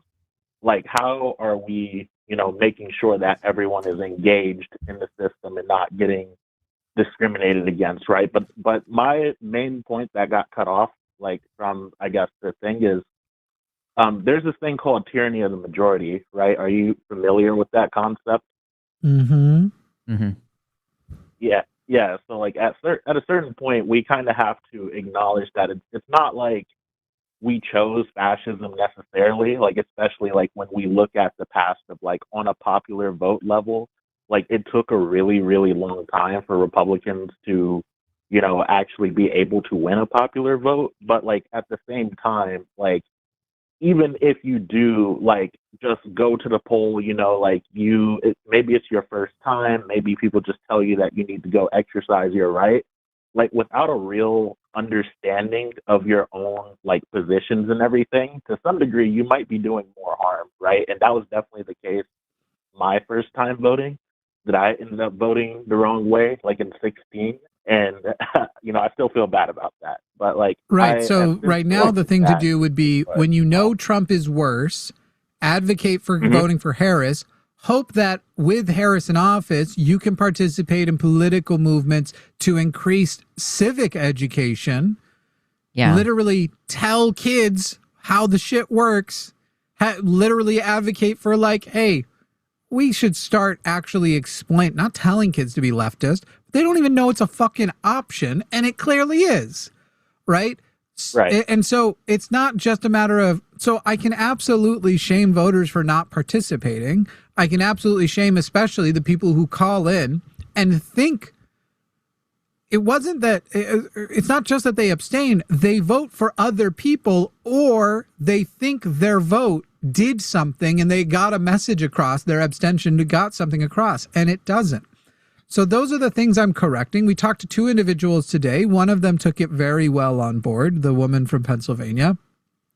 And one of them is going down a rabbit hole of going, how do I keep justifying this by, even though I've already acknowledged myself, I didn't know the court case wasn't the court case I thought it was, and I didn't know that this was actually, that arguably there were more regulations that were pro undocumented treatment when Biden left. Like these are the people who, it's not even just a matter of, yeah, you're right. If they vote poorly, they could do more damage. But we're talking about people who think they're not voting poorly. And I actually think, and I would suggest to you, Rise, when you say I can't blame those voters, I think the act of me blaming them, maybe it wasn't as good before. Maybe I've had times where my tone didn't help. But I think the 2 calls we had today, anybody else who was watching who had a similar foundation may now question how good they are at assessing this, may now question whether they were justified. And I actually think modeling that kind of shame where you should be ashamed of yourself, but the way you can get forgiveness, the way you can repent is by doing it better now. I actually think that that's very useful. And so to your position that I can't blame the voters, I think if I don't blame the voters, I think genuinely if I took that on board, and if everyone took that on board, the problem would get worse, not better. I think shame actually does motivate people. I'm not sure if shame motivates people. I guess that's a major difference, right? And I do think forgiveness. I know it motivated at least me. I don't think shame motivated me. I think truth motivated me, right? Like I care more about what's true than my own. That's feelings, so not. You know? That's so not a different thing. Yeah, different people need different things at different points in their processes. I have seen people vociferously defend fat shaming because they're like, that's what got me to get my act together, even though I think that like fat shaming in some cases can backfire. It depends on the person though. So I'm like, I agree that we need more education around voting. Like as part of our high school curriculum, it probably should be a thing where we have people do like a research project whenever there's a presidential election or even like midterms and be like, okay, so here's how you go through and analyze the person's statements and look at their policy platforms and check on how they voted in the past so that you can have a clear like idea of who you're voting for. And I think that would be, an integral aspect. There's one party in this country that is chronically defunding public education, and we can vote against that party. And I will also say that I find it really difficult, this concept of disenfranchised voters. Like, yes, there are disenfranchised voters who cannot vote because they've been, racially profiled, put into the prison pipeline, and now they've had the right to vote stripped away from them. So I find it even harder in that context to respect someone who chooses to give up their right to vote, knowing that there are disenfranchised voters who need them to go to bat for them at the ballot box. Right. Literally on that issue alone, there would be less disenfranchisement here now a year later if Harris had been elected instead of Trump. Harris, in fact, supporting a lot of what's the opposite of disenfranchising? Enfranchising voters. Yeah. like that's where it's at. And but Rise, you said I've not ever been motivated by shame. I've been motivated by truth. I was motivated by shame because primarily I'm motivated by truth. And I had to face the fact that I believed a lot of things that weren't true. I bring it up too much, but I would actually say it's an element of my autism.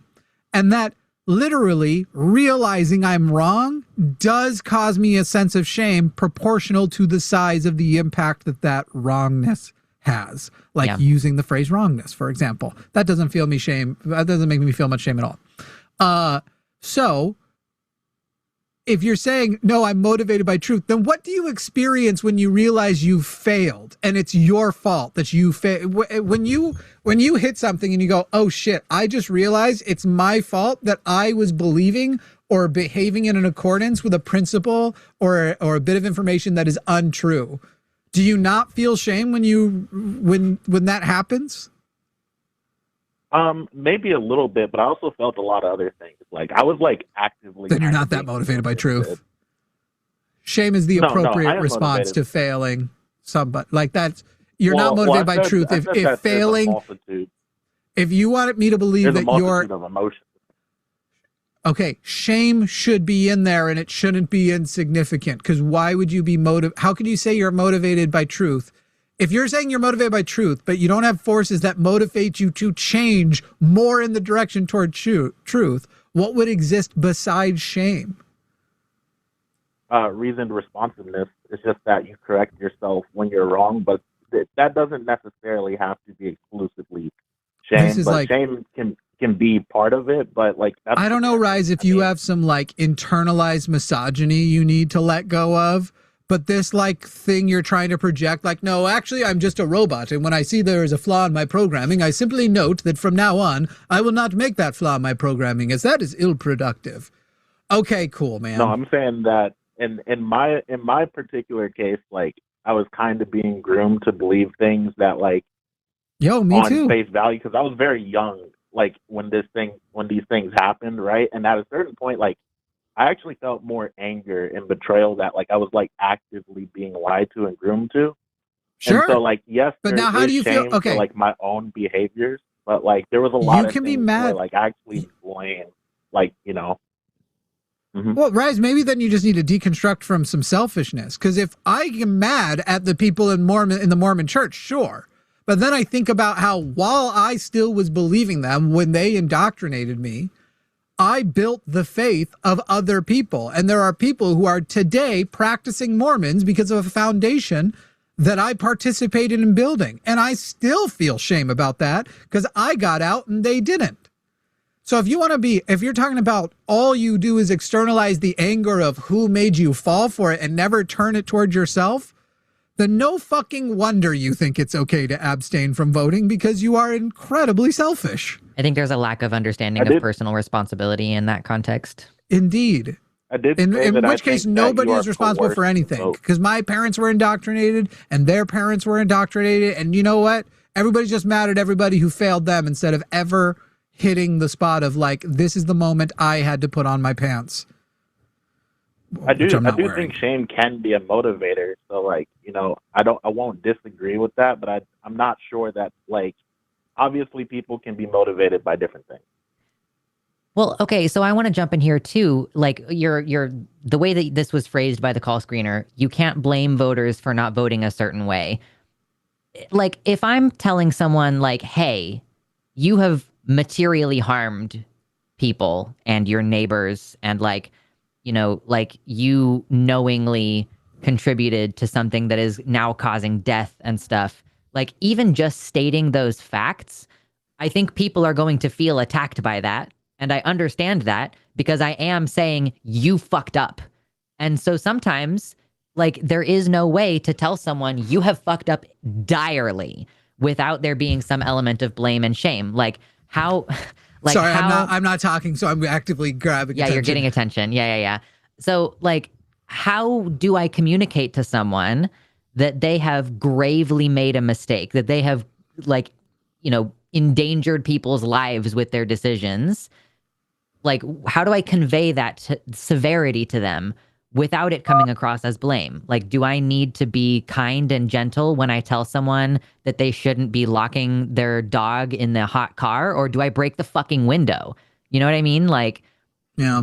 There's a certain amount of like allowing harm to occur by not treating these issues with the severity that they deserve. I'm not going to tell a trans person in Pennsylvania, oh, it's fine that you didn't vote for Harris. No, you're one of the only fucking people in the country whose vote actually matters, and you threw it in the garbage and you contributed to harm across the board. So I just want to put out that I did vote for, you know, Kamala in my swing state. I'm not ragging on you specifically, you know. No, yeah, so like I do agree that like voting abstention is not a good thing to do, but I also think that what happens to people on like really what it comes down to is my argument is that okay, if the system is demoralizing and you know nobody understands even like the labels that they're applying to themselves, like a lot of people call themselves liberals and don't really know what that means. You know, like a lot of people don't really like engage with like, how can I put it, like their own beliefs. I feel like that's the bigger issue. I think that like people need to realize that when we vote for people, not policies, right? So at a certain point, like I'm about to make you put your money where your mouth is. All right, because here's the thing. What you're describing, none of this isn't actually defending your side or your position. And in fact, Lux did a good thing there because Lux pointed out that you were essentially conflating blame and shame. They do rhyme, and that throws me for a loop too. Okay, blame and shame. I can absolutely blame a serial killer while feeling reluctant to shame them if I know that they had a brain injury and they literally didn't control any of that shit. And literally just go, okay, we separate them from society, but in some degree, we as a society failed them for not having good resources for brain injured people like that shit. You know, there can be a difference there. But also, when a person calls in and they tell me they voted wrong, what am I supposed to do that I'm supposed to avoid blaming them in a way, correcting them in a way that may cause them to experience shame? And so here's what I mean by we're going to put your money where your mouth is. Rise, I'm on your show now. Okay? I'm on your call-in show. I'm calling into you. Rise, I'm telling you that I voted for Donald Trump. Now tell me that what I did wrong without risking me feeling shame in response. I would just say I would number one ask why they did that, which you do a lot of the time, and then number two, I would say, are they aware of the consequences that they created? But it wouldn't necessarily which I do be all of me the sitting time. There going okay, so wait. What if I say, right? So let's do it. I voted for him because immigration was out of control in this country, and I really like what he's doing with the border. So I would say, is he aware that basically less people were deported up under the Trump administration than, Obama's administration? That's not true. Is it actually not true? No, that's not true. Oh, yeah. I mean, at that point, where are you getting that information? No, it isn't. Well, wait, is it not actually true? I'm sure it is. Are you asking me or are you asking me? I'm asking the real Jimmy. Is that not actually yeah, it's true? Yes, it is true. Okay. Don't worry. Real Jimmy's here to help you through. Yeah, so I would obviously provide the source, but then why are you lib so mad? If he's not even doing it as bad as Trump was doing it, why are you lib so mad about it? Well, then I would say well, at that point, Trump voters aren't really in general good faith, unfortunately. This is for people who I wish we had a way that it was set up. I wish we had such an abundance of callers that I could go, you know what, Rise? I'm putting you on the screen. I'm taking me off. Go. And at the end, I'm going to survey the caller and ask them whether or not they think you ever tried to shame them. Rise, so here's the thing. People call in and they want to tone police and they want to do a number of things. And I think yours has elements of tone policing, of the right way to do this is blah, blah. Watch the people who do that. But I have good reasons to believe that even my tactics before, where I was letting myself get way too emotionally invested, and some combination of watching some people I respect and also just breaking. I think, honestly, I keep bringing up these other people, but more than that, I broke, okay? Alex Preddy and Renee Good, white people. Mm-hmm. Were murdered, and Republicans were still like, that's fine. And I'm not saying that it's worse because they're white. I'm saying it's worse to Republicans because they're white, right? Granted, some Republicans figured out how to edit Preddy's photos to make him look more Jewish. But the thing, and it was just this moment of, we can see it with our eyes. There's this many angles. They were murdered. And some element of me there broke, where I just went, what is the point of letting these people who are this emotionally bankrupt themselves in getting an emotional rise out of me? And that's the biggest reason why in the last 2 months, you've probably seen a dramatic change, because I think I enter a lot of these calls now. And when people like Tony call in and they start getting louder and they start talking over me, it just feels like monkeys at the zoo who want to fight somebody on the other side of the glass. Yeah. And it's like, you're really big, but there's glass between us. You're just throwing shit around, right? So, sorry, Rise. I know I went on a tangent. I'll bring it back. No. Go do it. No, go do it yourself. It's your show, and I understand it's your show, and this is the way you do things. I'm not really like saying the way you do things is particularly wrong. I just think that in the end stage of things, right? Like voting is really the bare minimum of, like, I would say political engagement, right? Sure, Rise, which should be attached to the shame. You're not even doing the bare minimum. Like, it's the bare minimum, very important thing to do. It's not the bare minimum, not that important thing to do. It's the easiest, extremely important thing to participate in. Mm-hmm. Okay? That's what it is.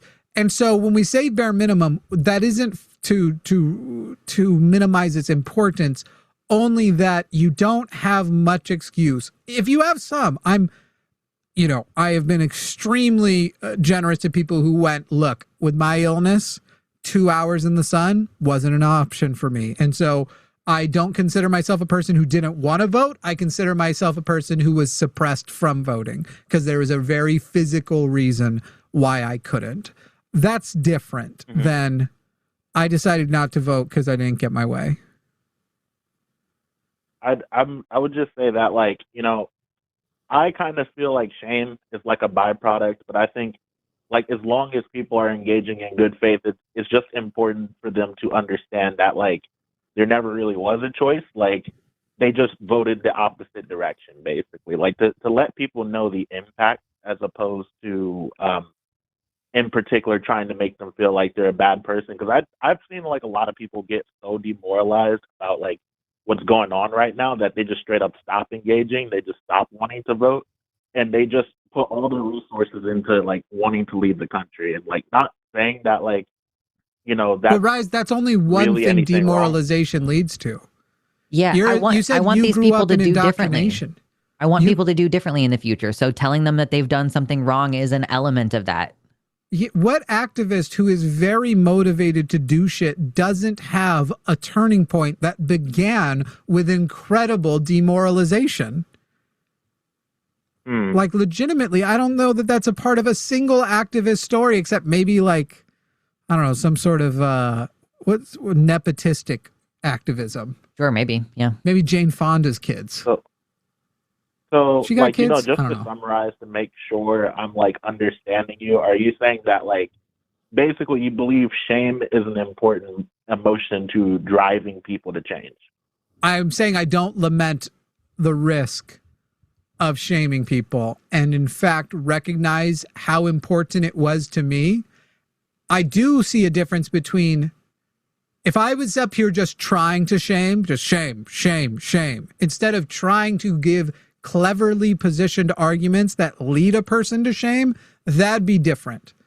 If I was just literally going, wow, you're a little bitch, which sometimes I resort to, but only when all other options. Yeah, only when exhausting other options.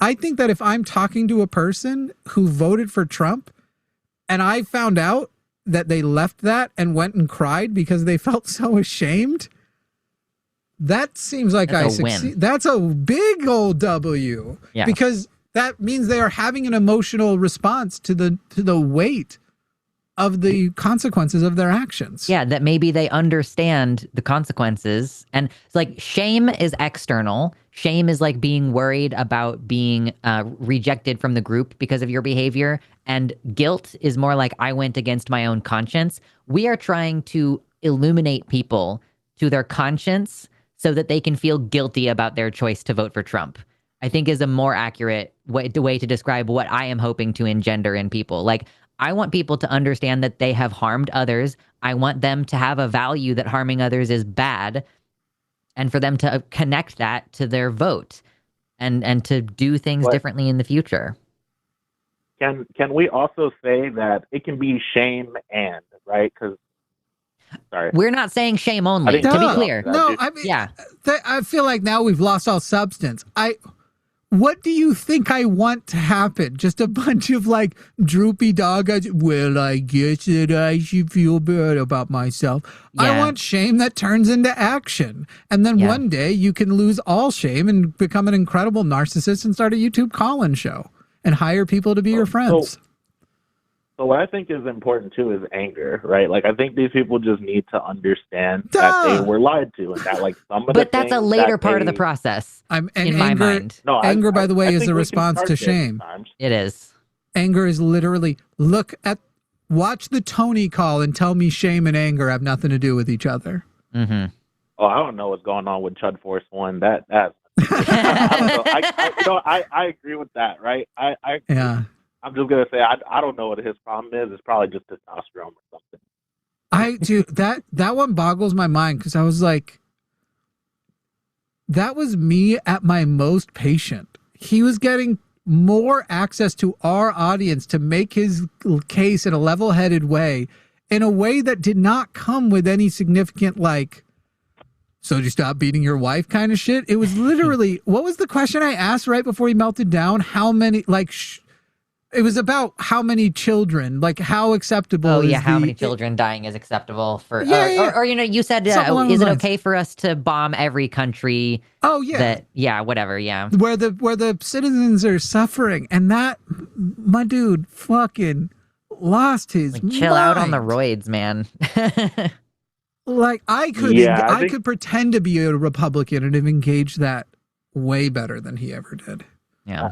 I just acknowledge that some people are just straight up bad people, unfortunately, and like I don't know what's going on with them, but I do think that like, you know, I'm a line watcher, right? So like I watch you guys on the line, and like I really appreciate your work, but I feel like, you know, I get like a lot of joy personally, and I feel like, you know, I feel like I got to grow a brain for once after watching people actually provide the proper arguments, provide, you know, where the contradictions line up. And also, like, I think there are a lot of people who do have consciousness, right? But, like, if they don't, like, actually understand that what they claim to want is not in line with, like, how they vote and or what they're doing, I think a lot of people do change, right? But, like, I think, like, the shame does come after, right? Like, I'm not disagreeing there, but I also think that, like, I think it comes at the beginning of meaningful change. I guess like that's where I disagree because I don't know where the beginning is, right? I would just say that I think that like people need to understand themselves and understand the labels they apply to themselves, the words that they use, and like I think that as a whole, voting is, you know, a great first step, but like maybe we need to start trying to get people to do recalls. Maybe we need to tell Trump supporters to stay home.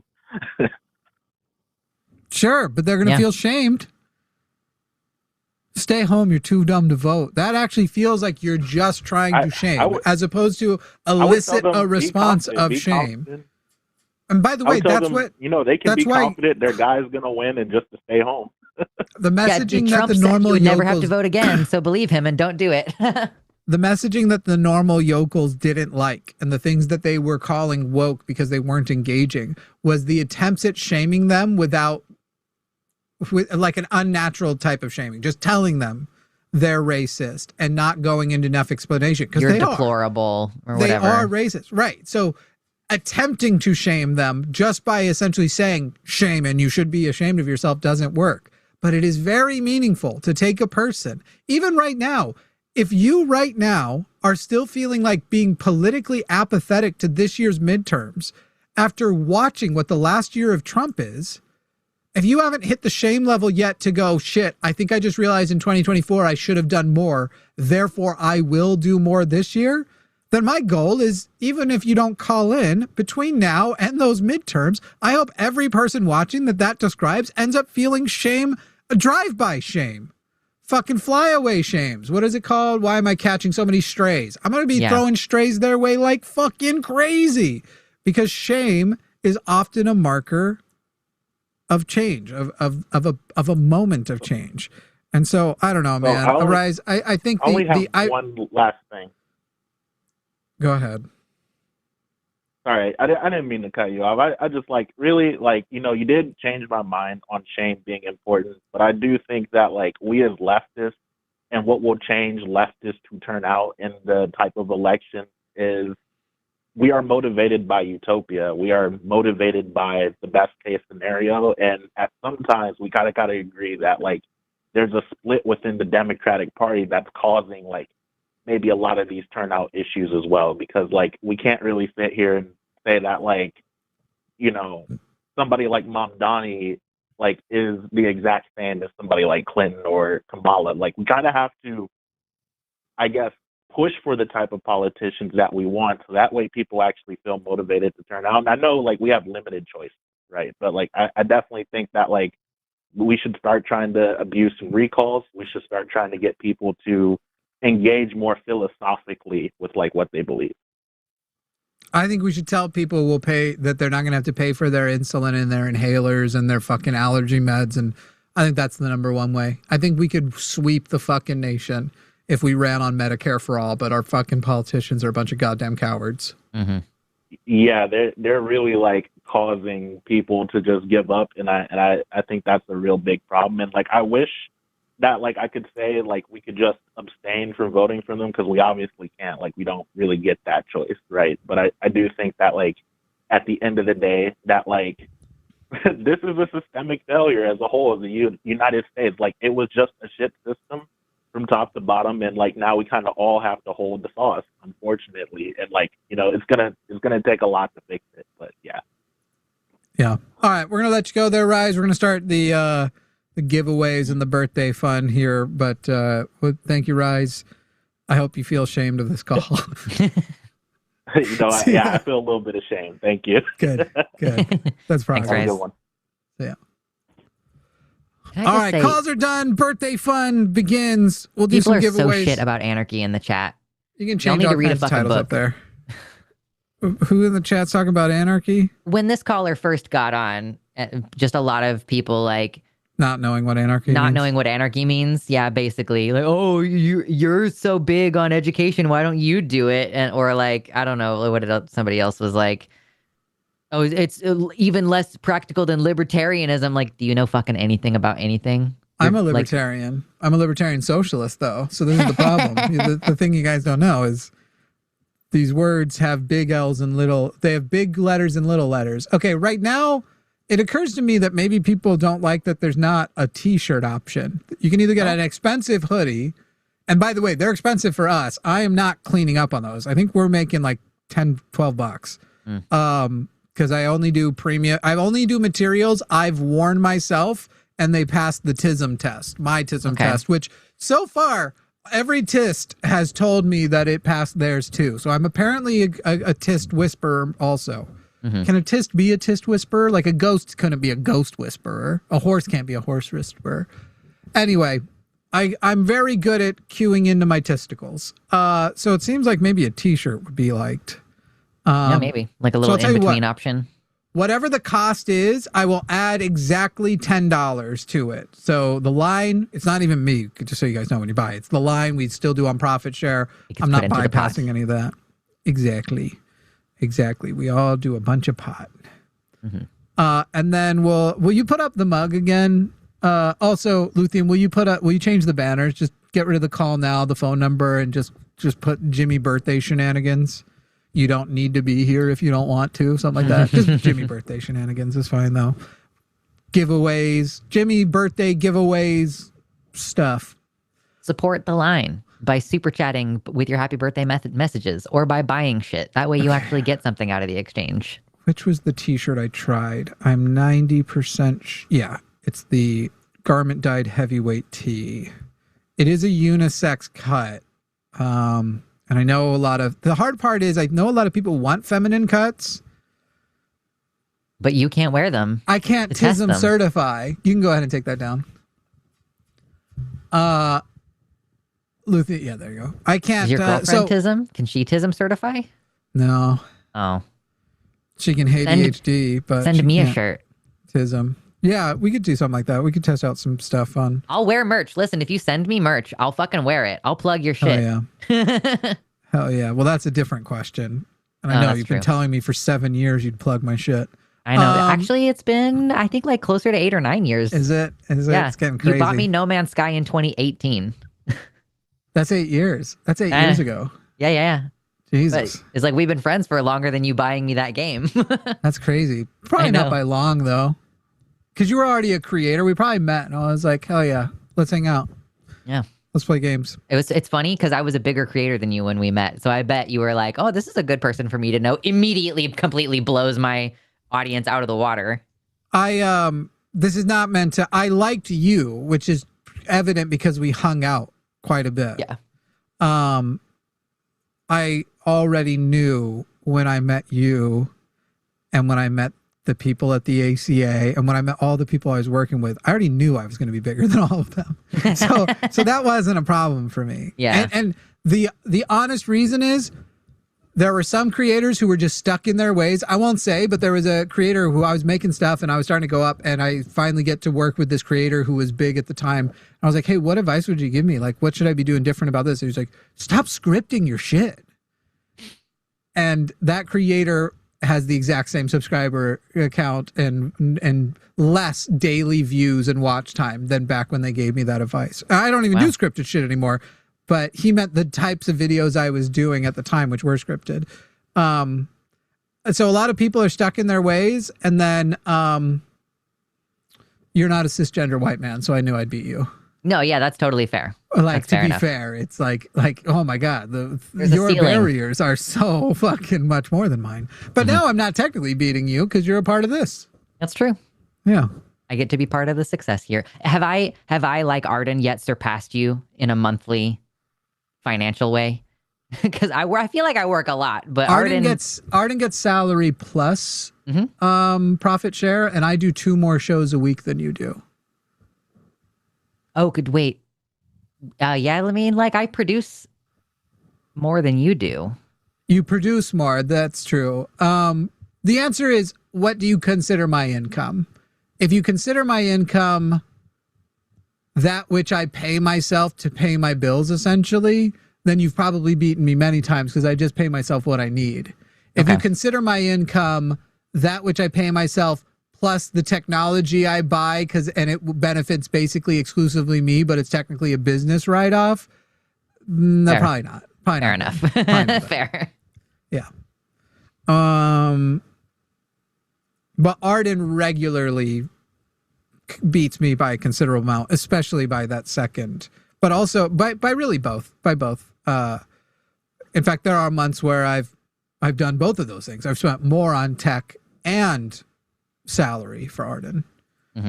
Oh my God, I almost just made the name of this t-shirt my legal name. the autofill of product name. Oh geez, that's so weird.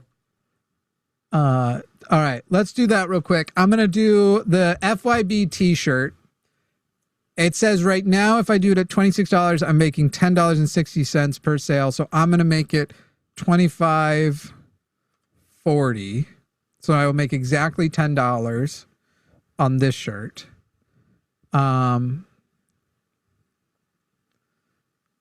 Let's see.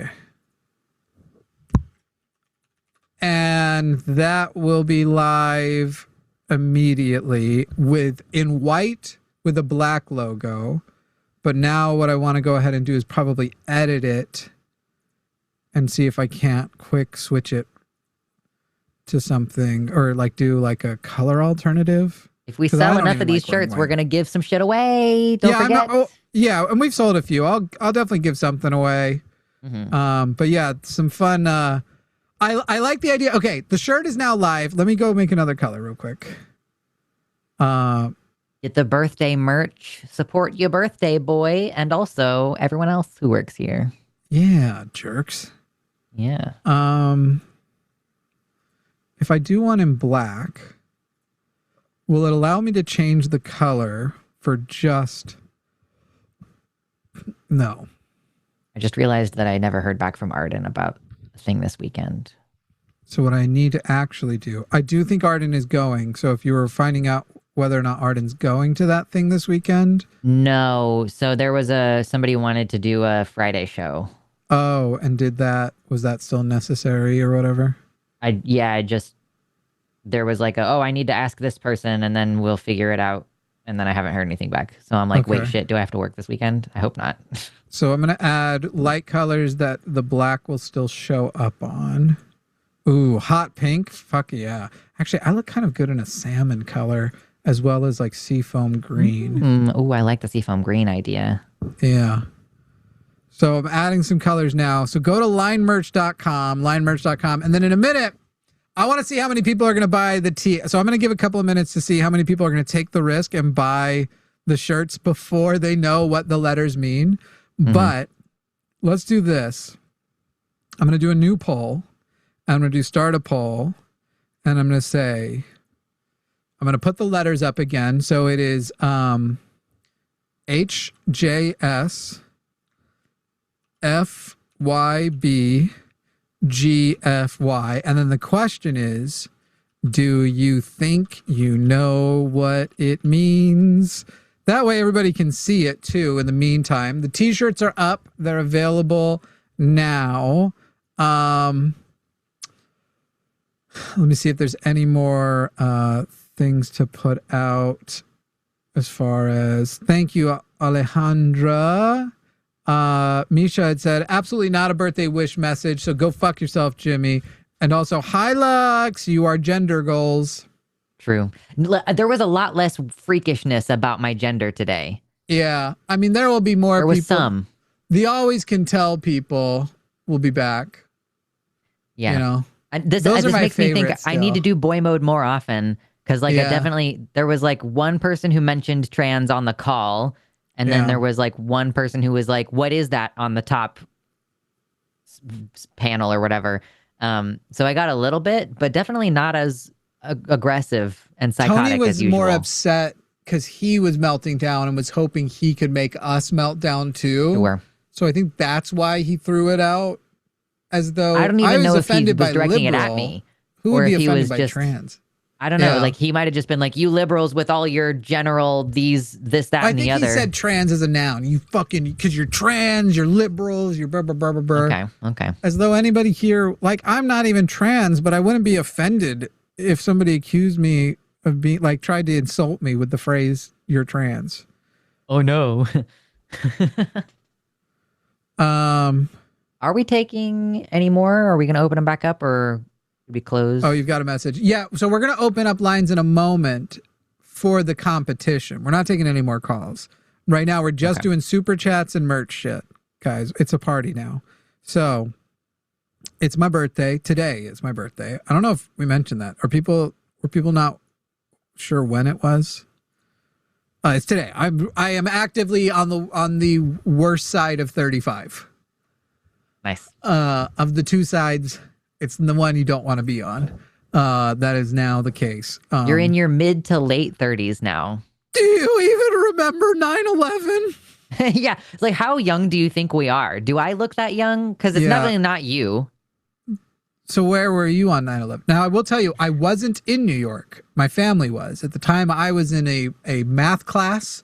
When the first news came in, I was in a math class in Florida when the first hit. And then I was in English when the second hit. We moved from one to the other. And I can remember this kid whose name I think was Cody, but that I'm not positive, going, a plane! Right at, and pointing at, because they had the news up on and it was muted.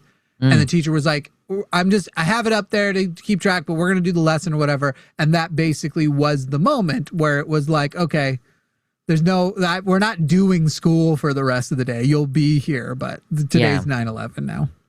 Today's about 9/11. It's now this. Yeah. Welcome to 9/11, everybody. It's going to be wild. You would have been in like late elementary. No, I was in middle school. You were in middle school. Oh, wow. Yeah. I was in 6th grade. I'm like, how old was I? In 2001. 2001. Oh, I guess it would have been in like 2nd grade. Okay, sure. Yeah. So like middle of elementary school, 2nd, 3rd grade ish. Yeah, they did not put the television on for us. It was just like the adults are acting real weird. That's like my recollection. $10 or more where you were when 9/11 hit. Honestly, where were you? As far as birthday chats go, that would interest me more. Yeah. Green Man said, happy birthday. Go fuck yourself, Jimmy. Mel said, birthdays are fun. Fundraising is more fun. Happy birthday, Jimmy. Keep up the good work. You know I'll never pass up a chance to fundraise. BB Bunny says, love the show. I'm getting annoyed at the thing super chats won't let me say. This also includes my name. Is this rectifiable? Keep up the good work. We have no say over that. That's all YouTube. Yeah. I don't have any special guards on it. I don't think we even have any banned words anymore. Can't like we have in the past in the but I think it's whatever YouTube's default banned words are. Misha says, good to see you back, Jimothy. Hope you're feeling better. Also, go fuck yourself, Jimmy. Ah, shit. That reminds me, I got to take my meds. I was feeling better, but it's time actually to take my meds. So I'll be right back. We'll see how many people buy the t-shirts, and then we'll give away. I think that's probably the thing I'm going to give away is a t-shirt. And so, and maybe we'll do multiple. I don't know. We'll see what happens. I don't know how long we're here. I don't know how long we're doing stuff. We'll do it till we don't do it. And then I'm going to play Pocopia. Yeah. I'm going to get back into No Man's Sky. Oh, okay. Clearly I needed a t-shirt option. We've already had 3. Marissa, Michaela, David, y'all gangsters, and Paul. I got to go pee. Hell yeah. And I got to take meds. I'll be back. You entertain them. Maybe do the attention-grabbing dancing like I was. Yeah. Oh, yeah. Whatever shall I do? I definitely don't have 3-hour streams on my own channel twice a week. Whatever shall I do when I'm trying to think of how to entertain these fine folks? Yeah, anyway. I do think that people like t-shirts more than they like mugs because the t-shirt doesn't take up as much space, you know? I'm like seriously running out of space for mugs in my mug cabinet in my kitchen. But like, listen, shirts, I got hangers still for shirts. I could put more shirts away. So it makes perfect sense to me that you all are like, I'm down for a shirt. It's like, we do the mug contest every year. Y'all are, I see you. You're saving one of your spots in your mug cabinet for when you get the perfect mug in the holiday thing later this year. Listen, it's still 9 months away, but we're thinking about mug contest. Not really. I'm not actually planning ahead. Maybe I should. Should I plan ahead for the mug contest this early in the year? Yeah. March is a great time to have a birthday. It's fun because my parents were teenagers, and so I was conceived over summer break. Fun times. Which is why I'm now a spring baby. Y'all know that September is like the most common it's like the most common birthday month because people get down over the winter, right? Like people are, you know, they're getting it in over the winter. And then so you got a lot of babies being born in like late autumn, I guess, or like late summer, early autumn. But yeah, if you guys didn't know, I have streams on my show twice a week where I just kind of talk with the chat for like 3 hours. So, you know, what a nightmare. What a nightmare. Sure, sex is fun, but have you ever had your doctor give up on fixing your biome so he gives you targeted prescription antibiotics to nuke your biome and start over? Hell yeah. That's where I'm at. Prepared to consume yogurt and kombucha later. I can't tolerate those things. No? Maybe yogurt. Yeah, I'm just saying to repopulate your gut biome with good things. I gotta check email. What did you guys talk about while I was gone? Birthdays. Yeah. And, you know, like most birthdays being in September because people like to get the pound in the wintertime, and how it's funny that my birthday's in March because my parents were teenagers and so they had sex during summer break. Oh. Yeah. Okay. That's about as far as we'd gotten. And I plugged my show because I was like, oh no, what a nightmare. How am I going to entertain these people? I definitely don't do my own 3-hour show twice a week. Do you remember? Oh, I also was saying I completely understand why they like the t-shirts because I personally am running out of fucking space in my mug cabinet for more mugs, but t-shirts don't take up nearly as much space. And then I was telling the people like, oh, I get it. I see you. You're saving that last slot in your mug cabinet for a mug in the mug brawl when we do that in December. Oh. I see you. I think y'all got to get a new mug cabinet. Maybe I'll start making some handmade Make mug a curio cabinets. cabinet for mugs. Yeah. Yeah. That'd be funny, actually. Something to hang up on the wall. That'd be funny. I'm going to start using the hearting thing to figure out where I left off again. So sorry if it's meaningful to y'all that I start hitting the heart and I don't actually mean it. Next is said, shared birthday. Go fuck yourself, Jimmy. T. Martin. Hashtag JFR. I don't know what that is. Jimmy fucking rocks. Hashtag all my cats are bread goblins. Mm-hmm. Cool. Lady says, happy birthday yourself, Jimmy. Lila asks, this one I'm hearting because I actually do like it. Vass, rather, says, what is your favorite Pokemon? This is for both of you. Alakazam. What about you? Eevee. I do like a lot of Pokemon, and I would say Alakazam's not like a far out. Actually, maybe I like Abra the most. I don't know why I always think it has to be. I like Abra's family the most. Sure. Kadabra's kind of like meh. It goes like Abra and Alakazam kind of compete, and then Kadabra's like there. Yeah. He came I like to Eevee because there's so much potential. It can become so many things. Yeah. Abra's also just cute as fuck. Oh, It is God, I hope so Abra's cute. in Pokopia. I gotta ask. In fact, I'm gonna tell it only answer because I don't want any spoilers. Yes or no to avoid spoilers. Is Abra in Pokopia? Let's find out. Come on, guys. Come on. Yes! It's in! That's good. This is very funny. Keith in chat says, both my brother and I have our birthdays almost exactly 9 months after my dad's birthday. Hey! Y'all ever that looked man up? Only got laid once a year. Y'all ever looked up what the top charts were around the time that you were conceived to figure out what your parents may have been What they listening were to banging while to? Yeah. they fucked you into That's existence? A very funny concept. I actually, now that that's the second time you've brought that up to me. Yeah. I'm gonna look it it's up not now. a bit. I've done it. I know. I do remember whatever number one was, I went, oh, that probably wasn't, they probably weren't listening to that. And the reason was the artist was black. Oh, sure. Fair enough. So, and they're not like, one of them's just like internalized racism, like baseline normal. The other one's actually like pretty racist. They like to think not, and they're very offended by the idea that you would think so, but they're actually like pretty racist. Anyway, I mean, I had to sit through the lectures of like, and some black people just like to take money from the system. They won't even get jobs, and they won't assimilate, and they won't talk. Like, get out of here. Get out of here. Except this individual, this parent isn't smart enough to probably know the word assimilate. Sure. Which does not require you to be very smart, guys. Anyway, someone who left the name HBD, like happy birthday. And then, fuck you, Jimmy. Glad I found you through Javon. You're my second favorite debater. Oh, that's nice of you. And I will let Forrest know because it ain't Javon. Just kidding. Javon's great. Michaela says, hey, Jimmy Snow, for your birthday. Now I have to tell people when I'm joking because otherwise someone goes to his Discord and snitches. It's like, Jimmy's talking shit about you right now. Listen, if we say it in public, we don't care. And we're clearly joking.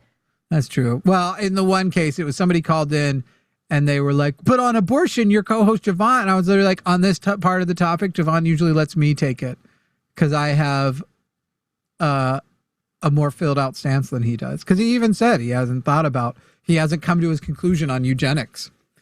And and how eugenics interacts with abortion and late term abortion and that sort of shit. Sure. Anyway, I guess the idea of like terminating a pregnancy, is going to be super disabled or something. I think it was just about late term abortions because Javon believes not in making anything illegal, but does not believe in late term. I mean, the one that I was surprised by, I doubt it's his position now, but I asked him, like, if you knew the fetus was going to die, do you let the person late term abort? And I think he was, no, deliver it, and it dies, and it's sad, but that's what you do. And I was like, that's fucking horrendous. I think he's changed since then. It would be, because that was the topic when he was like, I need to think it through more. I got to decide what I think on that. Yeah. I think we're all evolving on all these topics, and we all get the opportunity to hear each other's perspective and like influence each other in that way. And I think that's a good thing. We are all willing to change our minds here, and I value that so much about this group of people. It also can be the case where it's like, I didn't actually think about that case yet. So it's like, what would I be? Where would that fall down? And trying to answer to satisfy the audience in the moment can suck. Like it can be like, fuck guys. Sorry, those 4 of you who liked what I said the other day, because it took me 3 minutes after the show to change my mind. Atheist Mechanic says, happy birthday, Jimmy. Love everyone at the line as well. And thank you, Paul, for buying. These were all thank yous sent with purchases here. Okay. Lady says, happy birthday yourself, Jimmy. We did that one. Let's go ahead and do a t-shirt giveaway. Let's give away a shirt. Let's give away one shirt. And so here's how it's going to work. I am going to get a pad ready so I can, Luthien, are you listening? Yep. Once I have a winner, we'll talk to the winner. We'll say, hey, one, blah, blah, blah. We'll get their guess. So the way it's going to work is I'm going to pick a random number between, we'll say 1 and 10. And so let's just pick a number between 1 and 10. Siri's picking a number right now. Oh my God. Siri, you have become fucking useless. 90 is not between 1 and 10. No, not 1 plus 10. I said pick a number between 1 and 10. 4. Jesus Christ. She figured it out, finally. Jesus Christ. They're trying to dude. improve Siri with it. And it was already sucking and became worse. So with this first one, when I say the lines have opened, and I usually do it on an exact time dot so that we can adjust for delays. So in this case, it's going to be when the clock hits 59 exactly. The fourth caller to call in at our number. Can we get the number back up? 336-543-2101. The fourth caller to call in when the clock hits, I'm going to open the lines at exactly 59. Hopefully the clock I'm seeing is the same one. The fourth caller will get an attempt to guess what the 9 letters stand for. You will be given no hints. If after 3 calls, nobody has guessed yet, and the letters can be found in the poll at the top of the live chat. They are, as they appear on the merch, HJS, FYB, GFY. If in the first 3 callers, once we've done that 3 times, they still haven't guessed, and if you guess correctly, you get the shirt for free, we will start telling you how many letters are correct. If 3 more go, we'll start telling you how many letters in each level, the top 3 letters, until we get it. There's a chance people will get it right away. I will tell you, I have a specific, so you might go like, oh, one of those letters, there are words that mean similar things and start the same. I have in my head the specific things they stand for. I'll even write it down, just to be fair. We're only about 20 seconds away from opening those lines. The specific things they mean. You have to get it exact. We're about 10 seconds away. So I'm about to open. I guess I'll only need 4 lines. The fourth caller is going to be the person who gets to guess. 2, 1, opening the lines. Call right now. And the fourth caller is going to be the person who gets to guess. Ooh, there we go. Okay, we've got it. Caller from the 805 area code. You are on with Jimmy. You just heard a beep. Caller from the 805. Who am I talking to? Hi, my name is Coda. How do you spell that? Koda. Koda. So we're talking to Coda right now.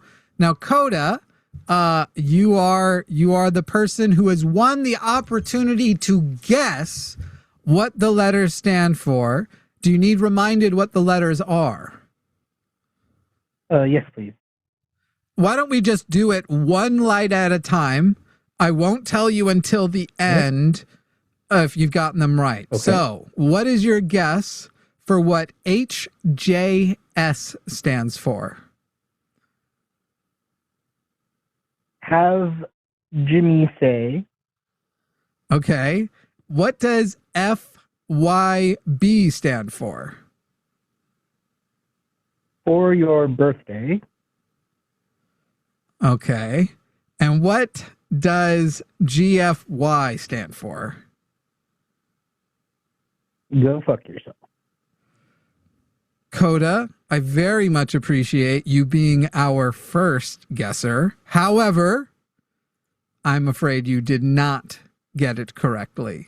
Feel free to try again. Next time the line's open, we'll drop you now, but it was a solid guess. Appreciate you, Coda. Happy birthday. Cool to talk to you. Thanks. Bye. Thanks. Bye. All right.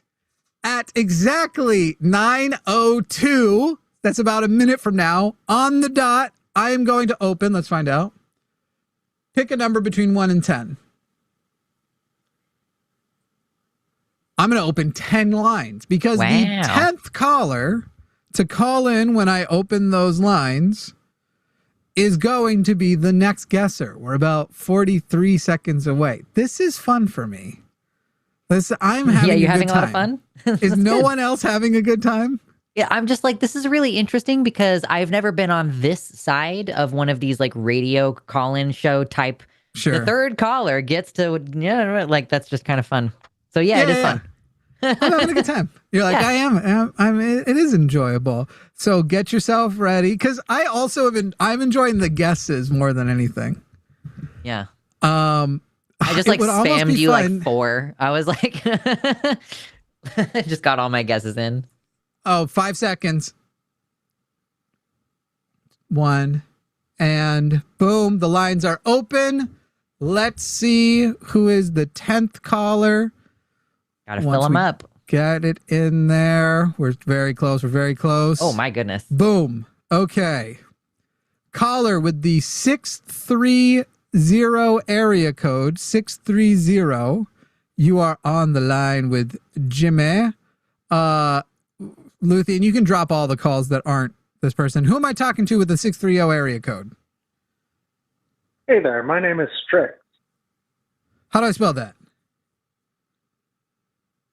Strix as an X-ray. That's pretty cool. I think you've called before. Have you called the show before? Yeah. No, this is my first call. Oh, well, we've spoken to another Strix before. Yeah. Have you ever called the line? Did you ever call our other channel? No, I was actually looking forward to saying long time first time. Oh, all right. Well, cool. long time first time it is. You have a banger name. If you are listening right now, what I would like y'all to do is after Strix gives their guess, I'm going to have a slight pause. I want you to put on a scale of 1 to 10 how good you think Strix's guess is, just for fun. Just for fun. How much you think pass fail. Maybe we should do that. Should we do pass versus fail, P versus F, or should we rate it 1 to 10? I like 1 to 10. Let's do 1 to 10. Give 1 to 10. You'll let Strix know. Strix, what pronouns you like? They, them. They, them. Give them your rating. All right, Strix. The first 3 letters are HJS. What do you think they stand for? Hey, Jimmy Snow. FYB. Fuck your birthday. GFY. It's got to be go fuck yourself. Gotta be, go fuck yourself. I'm just writing down your guess. All right, everybody. Strix's guess is, hey, Jimmy Snow, fuck your birthday. Go fuck yourself. I want a scale of 1 to 10. How good of a guess are we thinking this is? Get it down there. Who thinks that Strix has won? We're getting high marks in the chat so far. Yeah, Strix. Internet relationship. What's that? I said with all the love of a parasocial internet relationship. I'm from like the old days of your regret. I wish we could ask rated questions. Like we could actually have like, hey, on the proposition, everybody's rank it 1 to 10, and it would give us an average, like a rolling average. That'd be a super cool polling option. All right, well, it's time for the big reveals. Strix, do you want to put a 1 to 10 on your own confidence? I'll give myself a 7. All right, I like that. There's some humility. You're like, it's a solid guess, but there's some humility. And you know when humility is the best? Is when you are absolutely correct. And you are. You have won the t-shirt. It in fact does stand for Hey Jimmy Snow, fuck your birthday. Go fuck yourself. Yep. But Holy if you shit. want, you can pretend it's what Matt said. Yeah, I know. Look, Strix, I was rooting against you. I was hoping this would go longer. I'm But sorry. You answered correctly.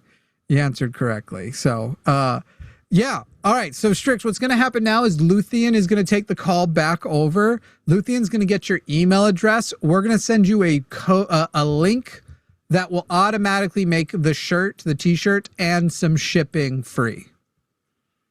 Not some shipping, the shipping free. Like it'd be no cost to you, some shipping free. We're going to pay for 30% of the shipping, but we're going to make 200%? It overnight. we got the whole thing. Not what percent? Happy birthday, man. Oh, I said not 200%. Yeah, you're right. Right. You're going to get a 600% discount. You're getting a 600% discount. It's going to be great. All right. Well, thank you so much, Strix. I hope you like the tea. Make sure you post with it on Instagram or something. Absolutely. You have a good one. You too. Luthien, if you will get their info so we can send that. We'll probably do some more giveaways as time goes. I don't know. Let's see. What dollar amount could we put it on it? In what sense? Let's do fan funding. No, where's the thing? Goal. Oh, like a goal of a certain number of super chats, and then we'll do another giveaway. Yeah. Yeah. All right. I'll do right now 5 super chats of $20 or more. That'll equal $65. Oh shit! I probably got to increase it. I'm trying to not lose money. Mm-hmm. YouTube's cut probably takes that down to either $65 or $70. Mm-hmm. Then there's the producer's cut. There's Lux's cut. And then the company has whatever's left if I just ignore it because I don't care. On my end, I don't care. I'm not taking my cut of the show into the equation. I'd say that probably cuts even. If it comes a little bit out of my pocket, that's not bad. Mm-hmm. So we'll just do 5 super chats of at least 20 and I'll probably do multiple of these. I'll give away another tea. But you have to it only lets me do 15 minutes at the shortest. So I'm doing that. If we get 5 super chats of $20 or higher in the next 15 minutes, preferably the quicker that's happening, the more times we'll do it. So basically, if we raise $100 of super chats, I think what money is left after paying everybody their profit share and everything, it basically will just wipe mine out. Because when we pay it, it's not just the profit we lose, that $10, we also pay for the shipping and the production cost. So like, yeah, $20-$30 for the... Yeah. It's probably, I would guess giving a t-shirt away probably takes away about, probably, like $21, $22. Okay, well, it could be more. Plus I don't know, shipping? we'll find out. Shipping is fucking expensive when you don't have fucking Amazon Prime, dude. Let's see. It's okay. Michaela bought a shirt with shipping for $30.49. Our profit on the shirt, even though I asked it to make it $10, isn't. It's $8.82. And the other 3 shirts have the exact same, almost within pennies. So I told it to set the price for us plus $10, and it didn't. Anyway, whatever the evaluation came in, the estimate is off by over 10%. Anyway, Olivia, I think it may not have counted yours because while it is orange, it's saying only 2 came in. But Olivia, I also know that you know that you're bypassing it. And please stop trying to make me lose money because Olivia can do what looks like a $20 chat for like, let's see, what is... Like Argentinian pesos just have a totally different value. Right. It's only funny to you, and I will... Okay. Olivia is trying to do $20 chats for 14 cents. So Olivia, I can't count yours, even if it counts yours. And it is. So Olivia, you can keep sending 14 cents, but I can't literally we have to do $100 to maybe break even on giving away the shirt, and you're kind of ruining it for other people by trying to make it like 45 cents that gets that shirt out there. So I can't do that. At best, we do have 2 people who did do it, who hit it. So I may have to restart the goal and make it out of 3 to finish it and to count those 2. But Olivia, I can't count yours. You're literally like trying to take money from me on my birthday. That's crazy. Okay. So when that happens, we'll do, like I said, we'll do another giveaway. But we can't count. So right now we basically need 2 more people. Is it 2 more? We need 3 more people to do $20 or above super chats in a short period of time because Olivia's are voided. It really annoys me that YouTube has not figured out Argentinian pesos. So anyway. I knew go fuck yourself pretty much immediately. That's like that's a given because go fuck yourself, Jimmy. I see it all the time. But you sent me the graphic and you were like, can you guess? And I was, so my guesses were hot Jimmy Snow, hate Jimmy Snow, happy Jimmy Snow, hand job Satan. I think hand job Satan was actually my first guess. One. And I decided to just add the other ones ahead of it. And then I did think that line 2 was fuck you bitch and not fuck your birthday. You're fine. Right. Fuck you bitch is good. Yeah. Yeah. But I felt it's not my word to reclaim, you know? That's fair. That's fair. Yeah. Olivia, I'm not mad at you. I know it was for the meme. Mm-hmm. Let's see. Yes, the 14 cents are super funny. So we do still need 2 more, despite this fact that it thinks it gave confetti. It was cute. I can only do 1, 5, 10 as goals. So we're just waiting for 2 more, and then I'll do another giveaway of non-Argentinian pesos. 2 more $20 or more super chats, please. Yes. It's the boy's birthday. Yeah, true. It is. You're buying yourself a present for my birthday, and it is an inside joke. I'm not going to leave these. I'll probably leave them up through Sunday. I'm fine with considering myself having a birthday weekend, but that's it, guys. That's like, I'm a 36-year-old man. Let's be so clear. Your birthday's at the beginning of the month. No one cares about my birthday. Thank you, Flibberty and Foxy and Known. Y'all are great. Very generous. Okay. Thank you. I'll go ahead and start another one.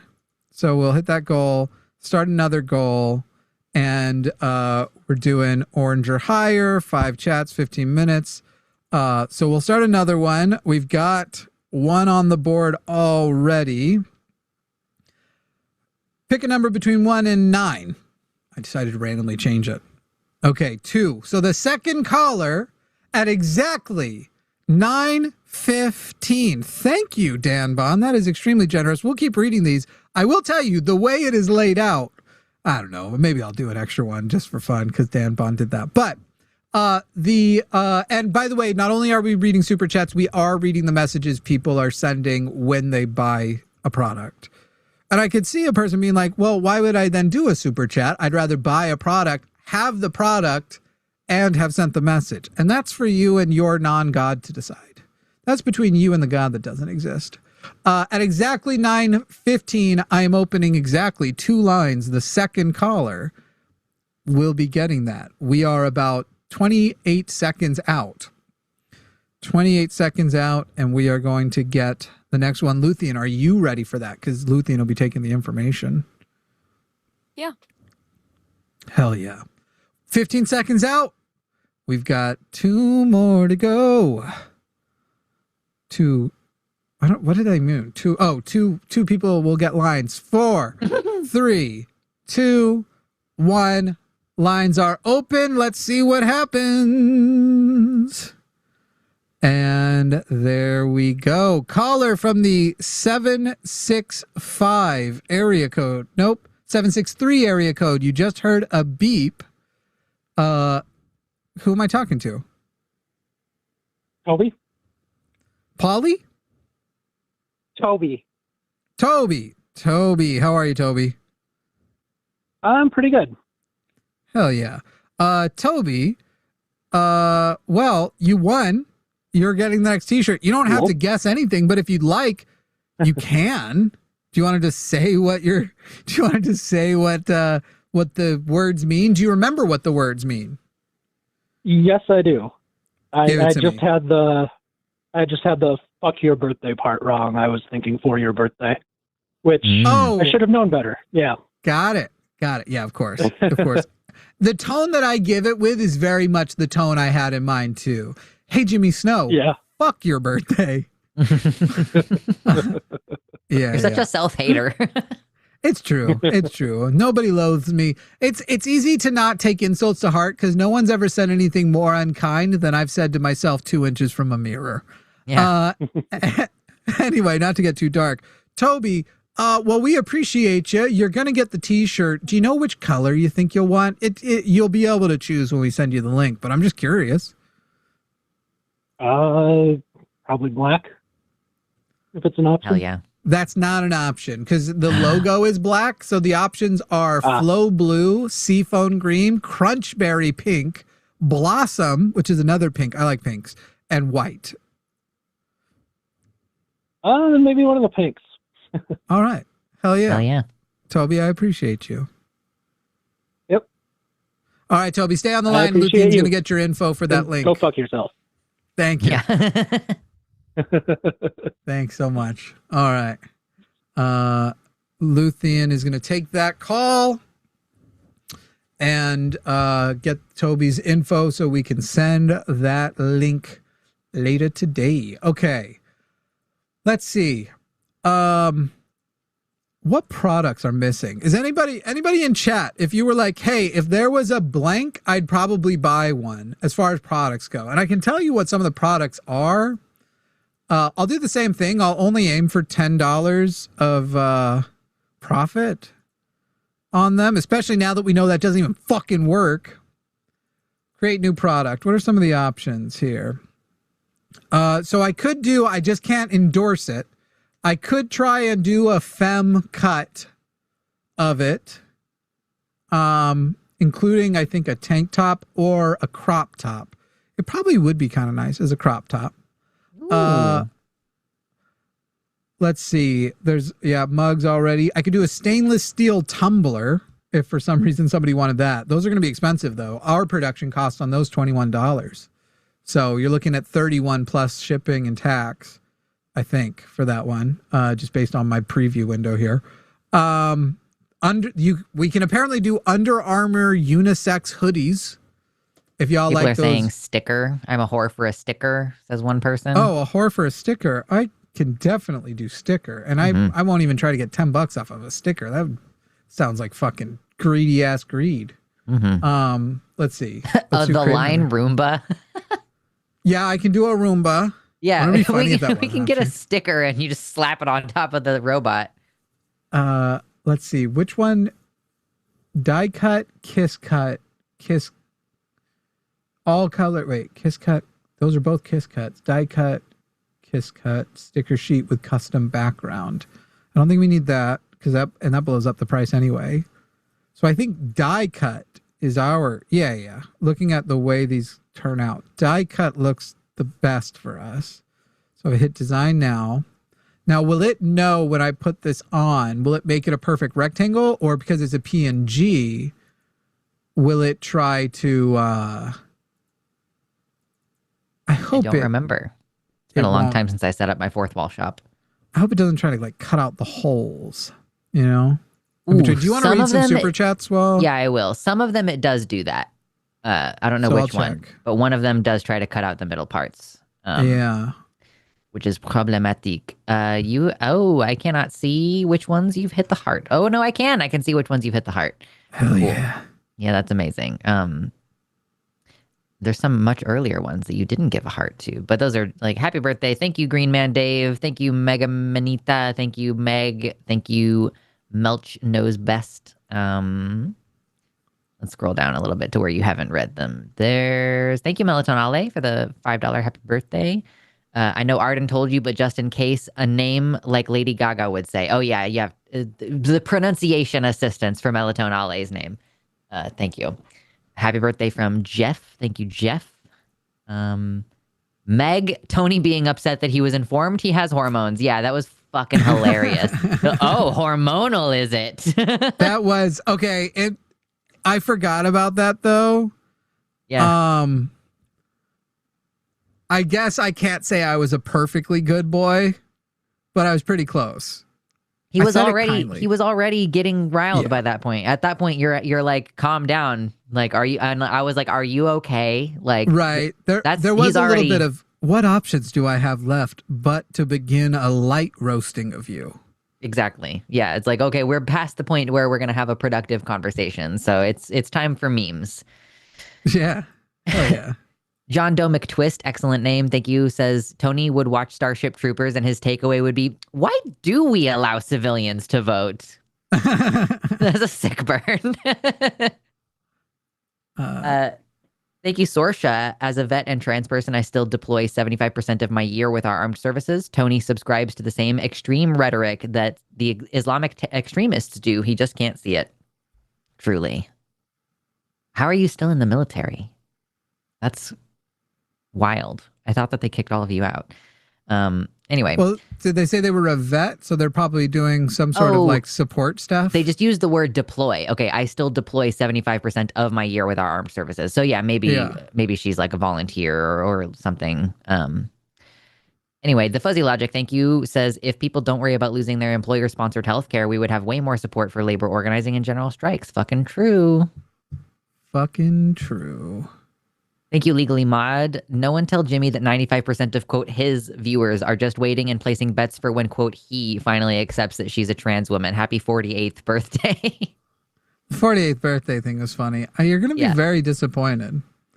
I know. While not toxic masculinity, and not something I want to brag about, but I really enjoy, I get gender euphoria from my masculinity. It's so weird how I don't. Like, I used to try so hard to appear masculine, and then I was like, wow, this is not really working for me. Because I was just like so upset about being gendered female, and now I just don't care. And I'm like, man, I'm comfortable in my femme presentation. This feels a little drab. This feels a little flat. I'm like, I wish my hair was down. Yeah. Foxy Illuminata, thank you, says happy birthday and go fuck yourself, Jimmy. Thank you, Lena Langton, who says, happy birthday, Jimmy. Here's a little money, hoping for the day when we can just get new organs installed. I hate my lungs. Wish asthma didn't exist. Is asthma actually a problem with your lungs? Or is it an immune system problem? I don't know. I don't have asthma. I was given an inhaler when I was a kid, which is apparently one of those, like, you might have a connective tissue disorder if you were given an inhaler as a kid. But it's causing inflammation in your lungs. So it is still a lung issue. But if the primary mechanism is like your immune system, is that going to change if you get new lungs? Well, why would your robot lungs become inflamed? Oh, sure, robot lungs. Okay. New organs installed did not necessarily, to my mind, translate to robot synthetic organs. Yeah. Okay, fair. I feel you. You're massively overestimating, thank you, Legally Mod, you're massively overestimating the IQs of Trump voters and Americans in general. That is, untrue. They can't understand that their votes hurt people. See, this is like the level of ableism that I'm not willing to engage with. That, like, yes, I think a lot of voters are beyond my reach currently, but that doesn't mean that they are beyond reaching.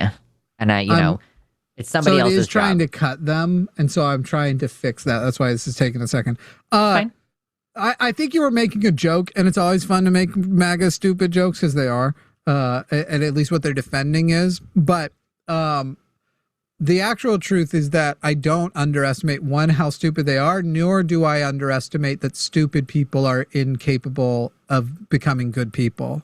And so that's the main thing. Just because a person isn't as intellectually capable doesn't mean you should give up on them or excuse them, because why would you fight for them then? Like, and you don't have to be like a shitty, because there are some people who are like, oh, we should use religion to trick people into doing our shit, and I don't believe that either. So it's I get you're making a joke, but I don't actually know. I've seen a lot of Legally Mod posts. I don't know if this one was a joke, but there's also a lot of really kind-hearted stupid people. So it clearly isn't the stupidity that's the problem. Yeah, there are stupid people also who are like, I don't know. To me, it seems pretty simple that you should have health care. Yeah, it's like it's not blowing my mind to not come rocket up with surgery. that. Yeah. Thank you, Moira, for the $10 dono. Go fuck yourself, Jimothy, and happy birthday to someone, but not Jimmy. Fair enough. Thank you, Michaelo, who says, queuing into the testicles. That's the shirt I want. Queuing into the testicles. Y'all only have 2.5 minutes to get we need a couple more $20 or more super chats for another giveaway. What is 500? I got to find out whether or not Olivia's new attempt counts. 5,000 ARS is like 350. It's about 350. Yeah. So I love you, Olivia, but you're still messing up the other people's shit because we can't count. So realistically, is there only one in that period of time? Well, I mean, Dan Bond was there. Yeah. Green Man was there. Tony was there. So yeah. We just need two more. There's more.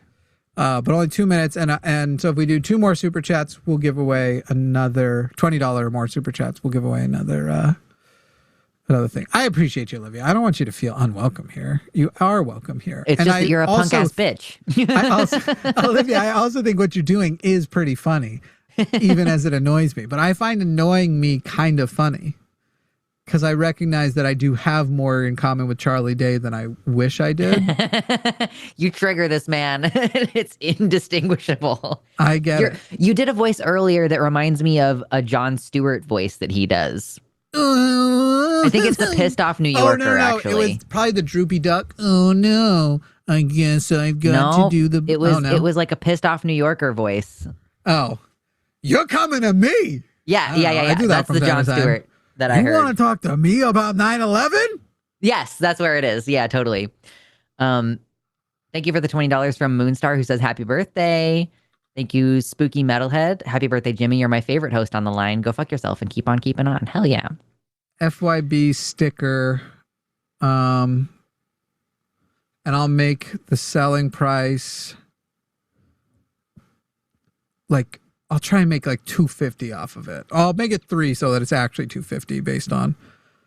So what do I have to make that? $7.50. Would that get us $250? No, that's actually more. $6.50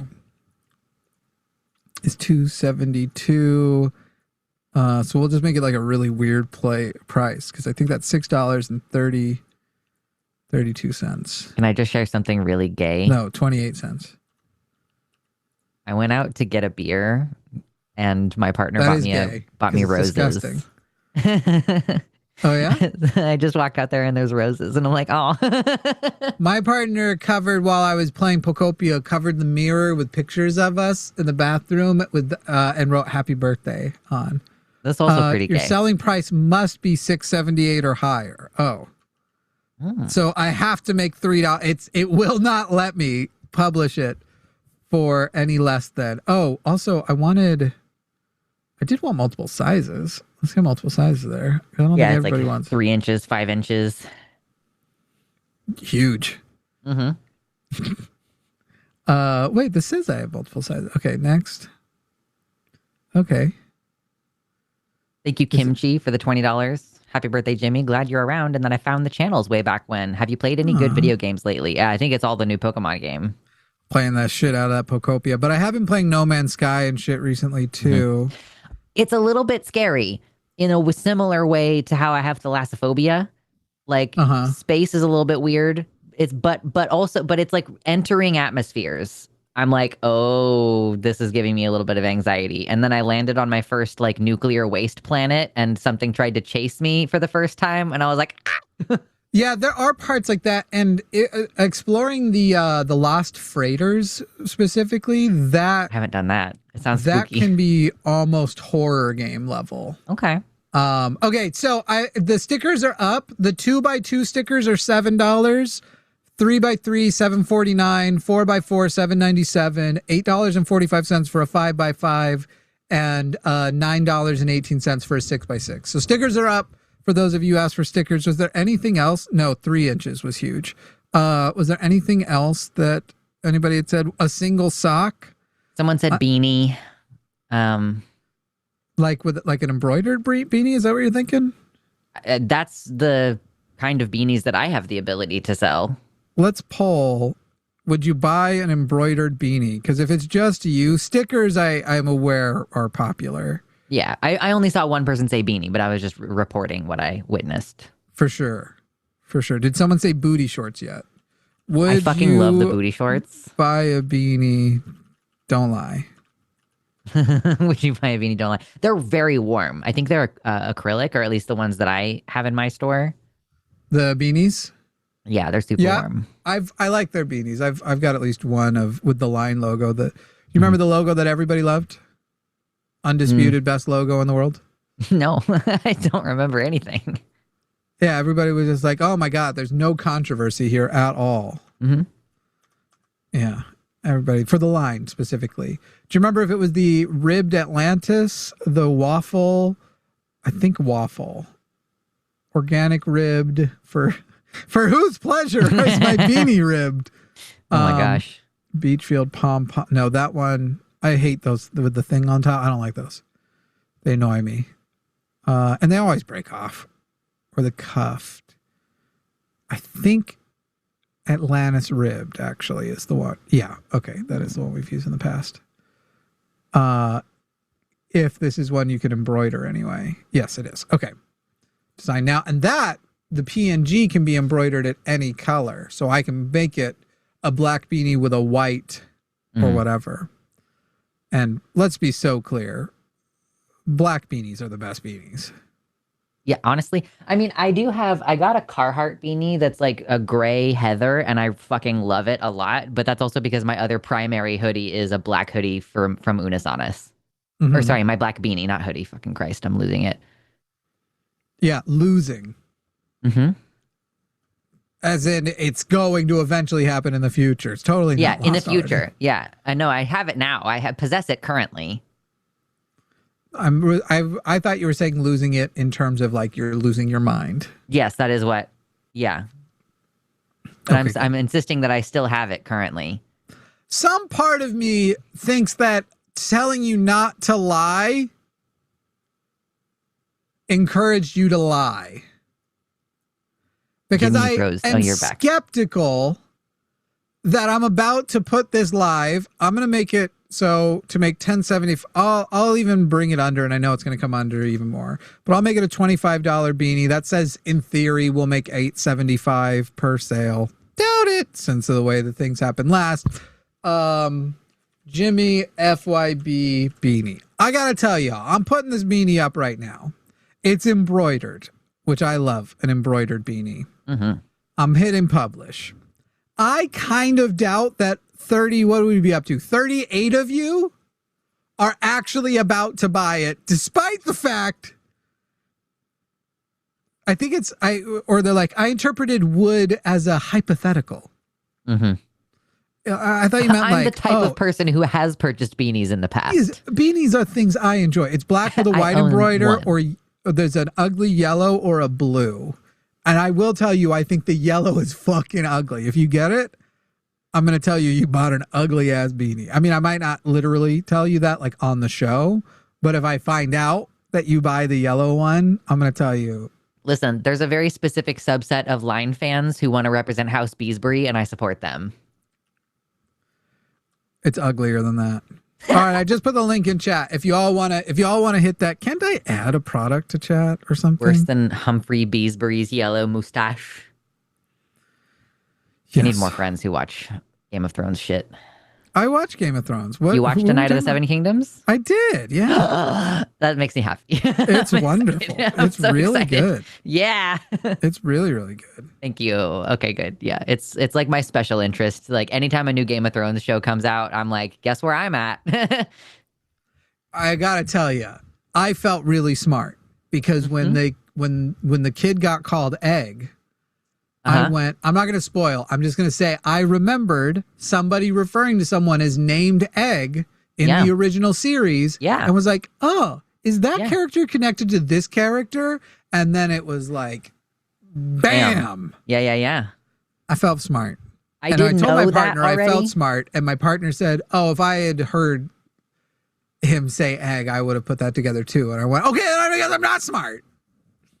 Listen, it's like requires prior knowledge and like little conversations, like the conversation between Arya and Tywin Lannister about like, yeah, lowborns say milord, not my lord.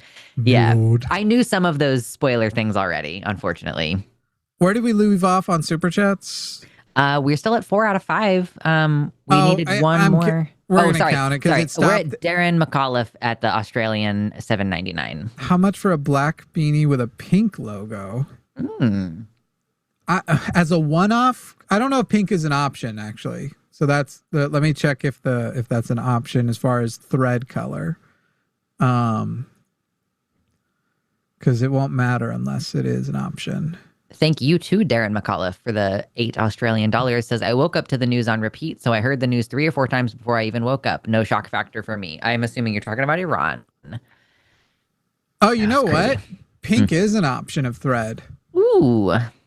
I'm going to save it. Sorry, if you didn't order it with pink or with white and you wanted white, you can't have it. I'm putting flamingo pink as the logo. It looks dope. Yeah. It looks way better with the pink. Thank you, Josh, who says, where was I on 9/11? At home watching TV as my mom was freaking out because 3 weeks earlier I was at the Army recruiting office signing papers to enlist. Worst mistake ever. Oh, shit, that sucks. I wasn't laughing at that. I was laughing at the yellow with pink looks so bad. Yeah.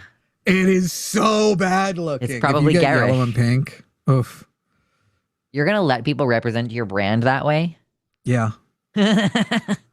My fuck your birthday brand? Hell yeah. Yeah. That's fun. Definitely. Megan, thank you for buying one so far. That's the shit. Let's see if it's funny that I'm like going out of my way to make these things and like it's not like we've had an influx of orders. Not yeah. Oh shit, the stickers weren't public. Okay, stickers are now public. That one's my bad. Get yourself a sticker. Get yourself a birthday Jimmy sticker. We've literally like given away 2 shirts and we've sold 3 shirts. Mm-hmm. Guys. Come on. Get some shirts. Guys. Hey, Jimmy Snow, fuck your birthday. Go fuck yourself. Which one was that one? How sorry, far what? was that? Oh, sorry. Right now I'm looking at the next one is Joshua Everett. I've been forbidden from buying more mugs is the next one. It's green. Have you been forbidden from buying more stickers or a t-shirt and or a beanies? Clever says, as a combat veteran, idiots like Tony are why I got out and gave up my retirement. When you're surrounded by those morons, it's basically impossible to do much good. Go fuck Jimmy. You forgot the why. You said go fuck Jimmy. Gay for Justin. That one's gay for Justin. Gay for Justin. Got it. Yeah. At exactly 9:40, which is about 1 minute and 15 seconds away, I am going to give away one. I'm just going to pick a number. I'm picking the number 5 to the 5th caller who calls our number 336-543-2101 at exactly when the clock hits 40, which is now 1 minute away, almost exactly 1 minute away. I'm going to open up 5 lines. The 5th caller will be walking away. They will get to pick between a t-shirt and a beanie. Mm-hmm. You will get to choose whichever you choose. Yeah, keychains. I think we're gonna stick to stickers, and it doesn't seem like actually making what the crowd's asking for is resulting in sales. So linemerch.com, what were we at? Like 31% of 180. So 50 of you said you would buy a beanie. That has turned into 1 beanie sale. Get a beanie, you punk. So our audience lies at a rate, tells the truth at a rate of 2%. Mm-hmm. Just for the record. Okay, that time is closing in. We are 5, 4, 3, 2, 1. 5th caller. Who's it going to be? 336-543-2101. Here we go. We're waiting. It is the caller at the 952 area code. 952 area code. Caller, who am I talking to? This is Faulty. Faulty? That's right. Hey, cool. Faulty Branches. Oh. That's me. Got her. Yeah. Hell yeah. Hell yeah. Well, would you prefer a t-shirt or a beanie? Oh, we're definitely going for the beanie. Yeah. Did you take a look at that sweet pink threading? You know, yeah, It's dope. gonna have to go pink. All right, now are you going to get yellow, blue, or black? And may I remind you, the yellow is fucking disgusting. You know, I'm tempted for the yellow, but I'm gonna go black. Yeah, that's the right choice. That's the right choice. Not even for the meme. The yellow is not even ugly enough for the meme to like it'd be like good. It's too ugly. Awesome. Well, Faulty. Oh, here comes that puberty again. Faulty. Well, Faulty. Did you hear that? Faulty. I heard my it. voice been cracking lately. Finally hit puberty. Faulty. We're gonna put you back in the queue, and Luthien is going to get your info. Will you just remind Luthien that you picked the beanie, because we'll need to send you a specific link for that. Will do. Go fuck yourself, Jimmy. Thank you. All right, cool. There you go. And Olivia, I even let your thing shame me. I did count it. I actually like positive attention. You're like, yeah, I started this show. I like attention, but you don't like it when people are nice to you. You're like, don't compliment me. I hate it. It depends. It really depends on the thing. There are some times where people would be like, I do like when somebody is just like, okay, my favorite compliment is somebody quoting my joke in comments. Totally. If somebody just writes the words of a joke I made, even without any additional context, but a little emoji to show you're laughing, that's my favorite compliment. It's somebody quoting. There was some call we had yesterday where I articulated a line of questioning that kind of ruined the caller's whole thing.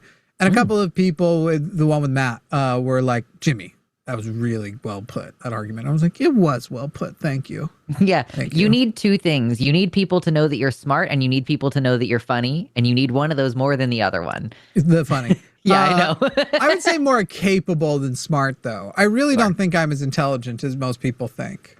Fair enough. You know, I do think that we have such a huge benefit that we are like half smart people who are in this network of wonderful, smart, intelligent, informed people. And we get to absorb a lot of their expertise. I figured out how to blend in. Yeah. And fake it. Luthien, how far off would you say people are from how smart people think I am versus how smart I am? It's like such a trick question. What could you possibly say? Yeah. I mean, I'm not as smart as people think I am, though, right?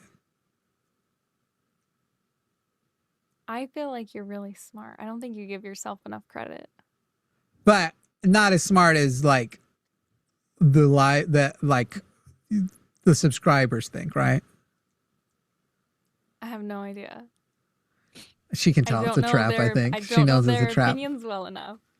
They just think I'm like really smart, like really, really smart. She's very wisely ignoring everything that the chat and the comments says, which I think is good. I think it's a good way to do things. Is everyone in the chat saying I'm dumb?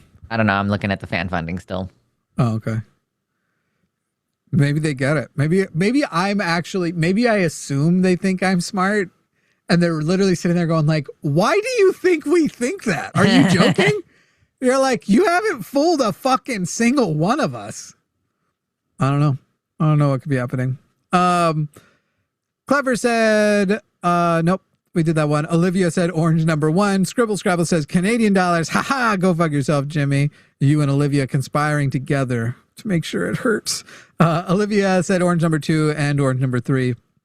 YouTuber Grudge says orange porridge, but notably sent a yellow.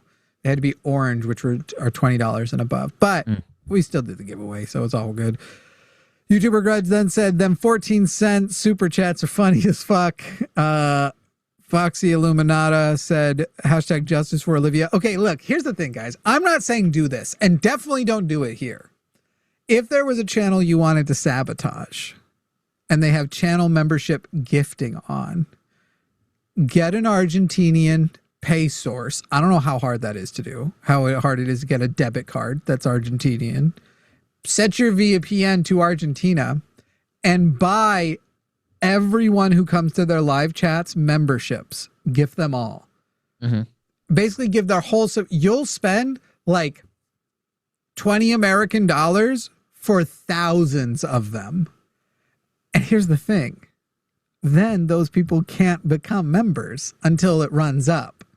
And you could keep doing it periodically. You could, using Argentinian pesos, sabotage the ability. Plus, it bypasses slow mode. So if they're doing like we do, a subscriber only, a non-subscriber slow mode, you could literally sabotage a channel. Anyway, you shouldn't do this.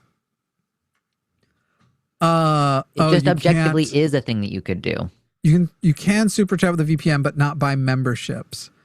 Okay. Don't want weird. to have to Argentinian VPN. There are ways to. There's a specific service to make it not obvious you're from a VPN. There are ways. Anyway, I don't know if it's even plausible, but it is technically a way you could sabotage. Not any of our allies, for the record. None of us. Okay.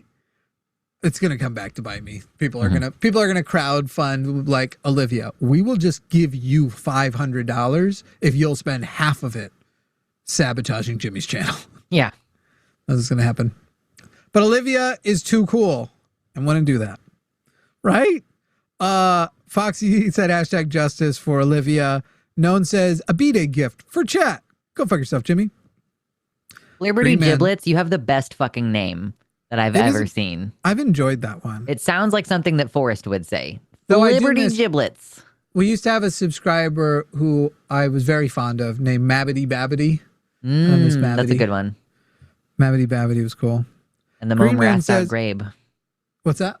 And the Mome Wraths Out Grabe. It reminds me of that Alice. It's like the fucking Jabberwocky poem. Oh. So it wasn't on Knights of the Seven Kingdom. No, not that one. Green Man Dave says, you think this is all about you? How narcissistic can you be? My life is improved by your birth, so it's about me, not you. Go fuck yourself. Well, I hope that's true. But what if I, being a cisgender white man,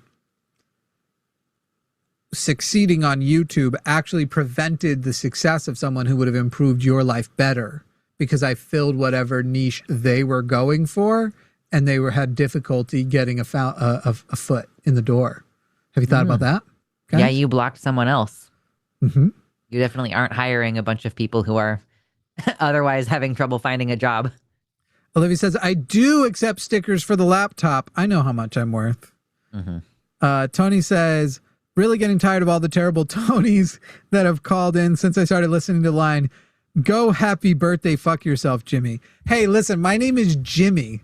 And I don't know if you've ever seen those videos where people go around and they're like, what's the name of a man people should be afraid of or like be aware of? Woman after woman after woman after woman after woman said Jimmy. It's literally like 70%. Or what letter do names begin with?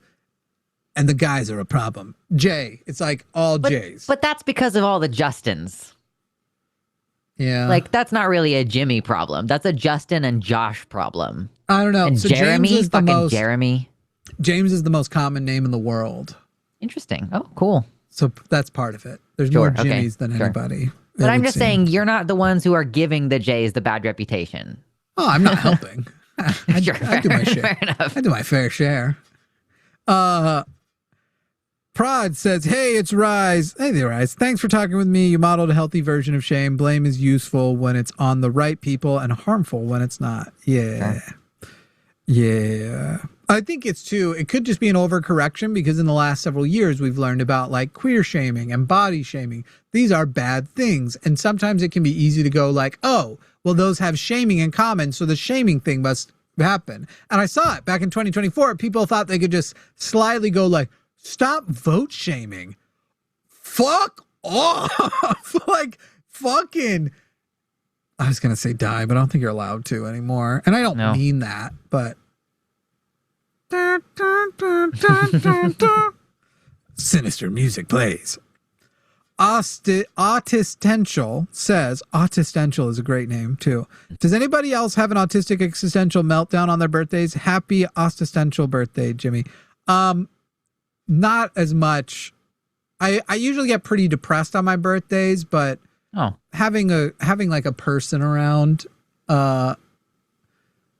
She doesn't even have to, like, she is doing sweet things. She wouldn't even have to, just having somebody to spend it with and not facing like your own isolation and just the idea that, because birthdays weren't really an important thing to my family, but then you see how other people do. So there is some level of like that on like birthdays and holidays, that being alone on those days, you can feel kind of depressing, but never like existential. I mean, I'm a 36-year-old man. I keep having weekly midlife crises. Yeah, it's like every other day of the year. There's like some kind of what's wrong with me physically and I'm getting older. I have successfully been midlife pilled, I'm going to call it, where there's this kind of idea gaining prominence that like your life is definitely not over in your 30s. Like there is so much time you still have left. Yeah. You can like redirect your whole shit and start completely over. Like people get divorced in their 50s and they go back to college and they get a new career. So like we still have so much time to invest. And so I tend to view like birthdays as more on opportunity than existential dread. Old people tend to say their 40s was the best decade of their life. It seems like well, that's then the I've most got that common. to look forward to. Yeah. And if you're 49, sorry, it's almost over. It's almost all downhill. You know what I don't like that causes me some stuff is I'm now getting to that age where I have to assess, does this feel more like chronic illness developing or just getting old? Is this just what age is going to do to it? Like, there's also for me the element of like, how much of my memory issues are COVID related versus the usual ADHD stuff that I had before? Yeah. Rapidly aging because of COVID. Python says, Jimmy, how much for a black beanie with pink logo? Well, you got it, Python. We did it. Because it looks better. Olivia, come on, Jimmy Snow. I've spent more than $10 in this show, even taking advantage of YouTube's exchange weirdness. Yeah, I counted it in the last one. I think you'd be surprised. First of all, it was $20, but I think you'd be surprised at it's probably right at 10. But I still appreciate you either way. And again, I think you should start using your powers for evil. I think you should start sabotaging some channels with your Argentinian. Stop breaking TOS currencies. by telling them to do that. I don't actually know if it's TOS. How could it be breaking TOS to tell someone to go super chat? If you tell people to like let the stream play when you're not at your computer, I didn't say that. That's breaking TOS. So I'm just saying go that it's along the same money lines. On the other channels. Yeah. Boost the YouTuber creator economy. Indeed.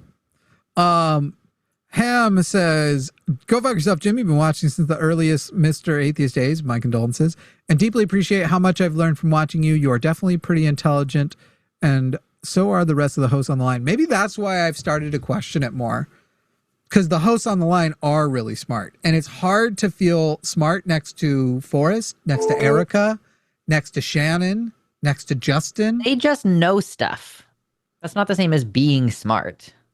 I've spent a lot of time with all of them. They're all pretty fucking smart. You know what's really annoying is like you'll be talking to like, it could be Shannon about psychology or Forrest about evolution. And then you try to switch to your passion thing and they're already at the same level as you on that thing.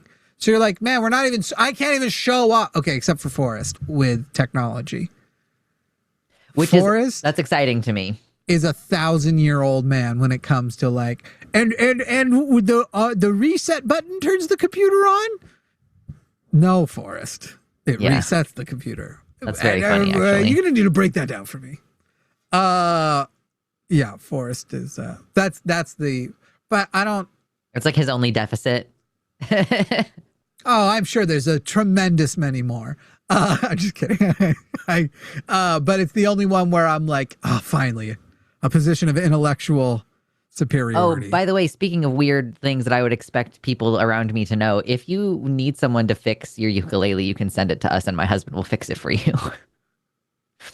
With your fucking USB-C problem, micro USB. But is it going to look clean or are you going to have to melt the hole out? It will look good at the end of the process if you specify that. Yeah. I'm positive I could you figure can it melt out. it and have it look good, but you don't know how to do electronics. I played a little into the bit. Yeah. Okay. I'm positive I could figure this out. Okay. My problem is I want the hole to look Is the sleek. whole thing like the whole thing is one piece, or does the front come off? Or Yeah. So there's a plate here, so you could take just the plate off. So you can operate inside of it. Okay, Yeah, cool. Yeah. Okay. But they need to learn their lesson. By having you shit talk them publicly. Absolutely. I need them to reach out to me because word came back that I'm ruining their fucking ukulele sales. Apparently I assume their ukulele that's not electronic has nothing wrong with it.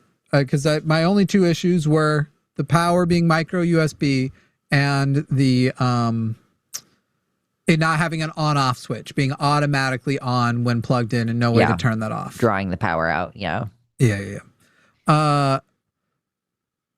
Fair question. Oh, wait. Okay. Olivia says, my 3 kids are named with J as their first initial. Julian, Joanna, Josephina. I don't know. I don't have issues with the J. Well, first of all, J's are a totally different thing in Argentina. They're yays or hos or whatever. Like something else. And I assume it's Julian, Juana, Josefina, or Juana. I don't know. I'm positive that sounded terrible, and I'm probably racist now. I didn't. You were already racist. That just a hobby. Okay. Against a different group of people. Yeah. Not. I love them. I love the Argentinians. They're the good ones. But no, it's different. It's different Jays, you know? It's different. No, I'm kidding. It's not different. They're all hooligans. Liz Chris says, when's the next podcast? So fair. And there was supposed to be, and there wasn't. It'll be tomorrow, though. There's one coming out tomorrow. Sorry that we missed the last 2. You do 2 a week? Yeah. Oh, that's ambitious. Releases every Tuesday and Friday. We're coming up on episode 100. Ooh. I know that'll surprise you because you'll be like, I keep forgetting we have a podcast. And that's I've never been invited, so it's easy to forget. I think that's true. I think our goal is at episode 100, we'll start marketing it. Okay. Yeah. We'll start talking about it more. Right now, we've got a core group of like a few thousand people who listen to it that we love. We'll probably actually. I thought it was like a Patreon perk, honestly. Well, the extended episode is. Oh, get the extended version on Patreon. .com/call the line. Patreon.com/call the line. That's true. Okay. Fuzzy says, hey, Jimmy Snow, fuck your birthday. Go fuck yourself. Your name is a euphemism for condoms, which is rather ironic from what I've heard. Happy birthday, you no talent ass clown. Well, I got no babies, accidental or otherwise. I'm not even well, I don't know. I was going to say, I don't think I've even caused any abortions. But, you know. You can't necessarily technically know. I can't be. Yeah. And in this society, it wouldn't surprise me if I just wasn't ever told, you know, like why it's a thing people keep close to their hearts. Hey, a few of you bought beanies. That's nice of you. And even a couple of stickers. Yeah. Here's the thing, guys. I want the next birthday to happen and for the audience to tell whoever's it is, which I think is Jovan, to just come in and start saying, fuck your birthday and not explain. Is it cringe to try and force a meme? Yeah. I don't have a follow-up. Okay. Troglodyte, no, we're not still taking debates. We're actually wrapping up. We're pretty much ready to be done. Bunny Business says, please sing a song for us and please give me solid voting advice while you impersonate Trump. Happy birthday. Go fuck yourself. No? First of all, for $5, you requested a song and an impression?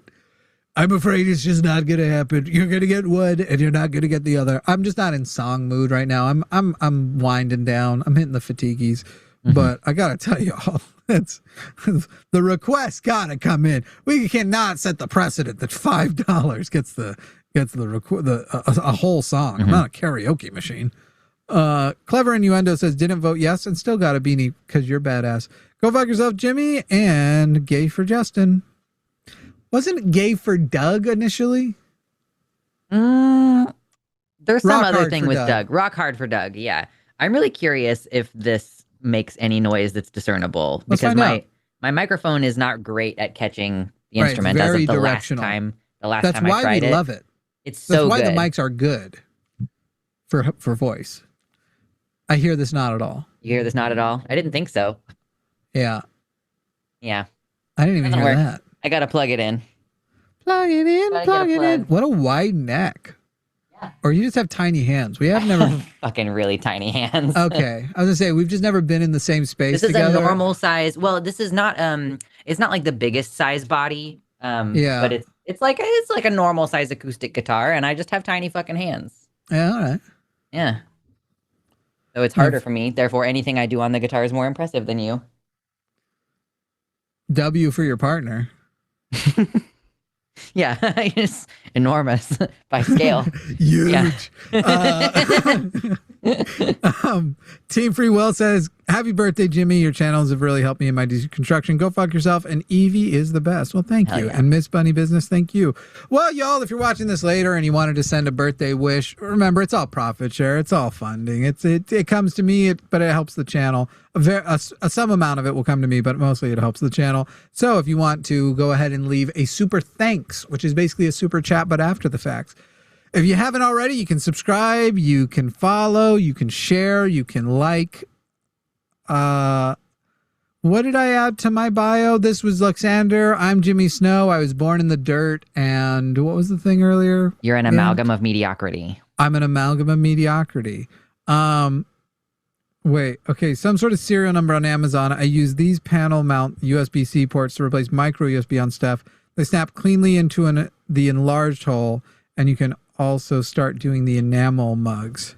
Can you also start doing the enamel mugs from Fourth Wall? I will look into that. I know that we did other mugs before, and people didn't like, they aren't dishwasherable. Let me see. The microphone is designed to pick up voices, by the way. When people Was that in the like chat. hex code? Why am I not finding? Do you know? That when I put that into Amazon, I'm not finding that as a result. I just put it in the search, so I don't know. Fuzzy, send me a DM on. I think you're on our Patreon. Send me a DM with a link if you don't mind. I'll take a look. Okay, bye. Bye.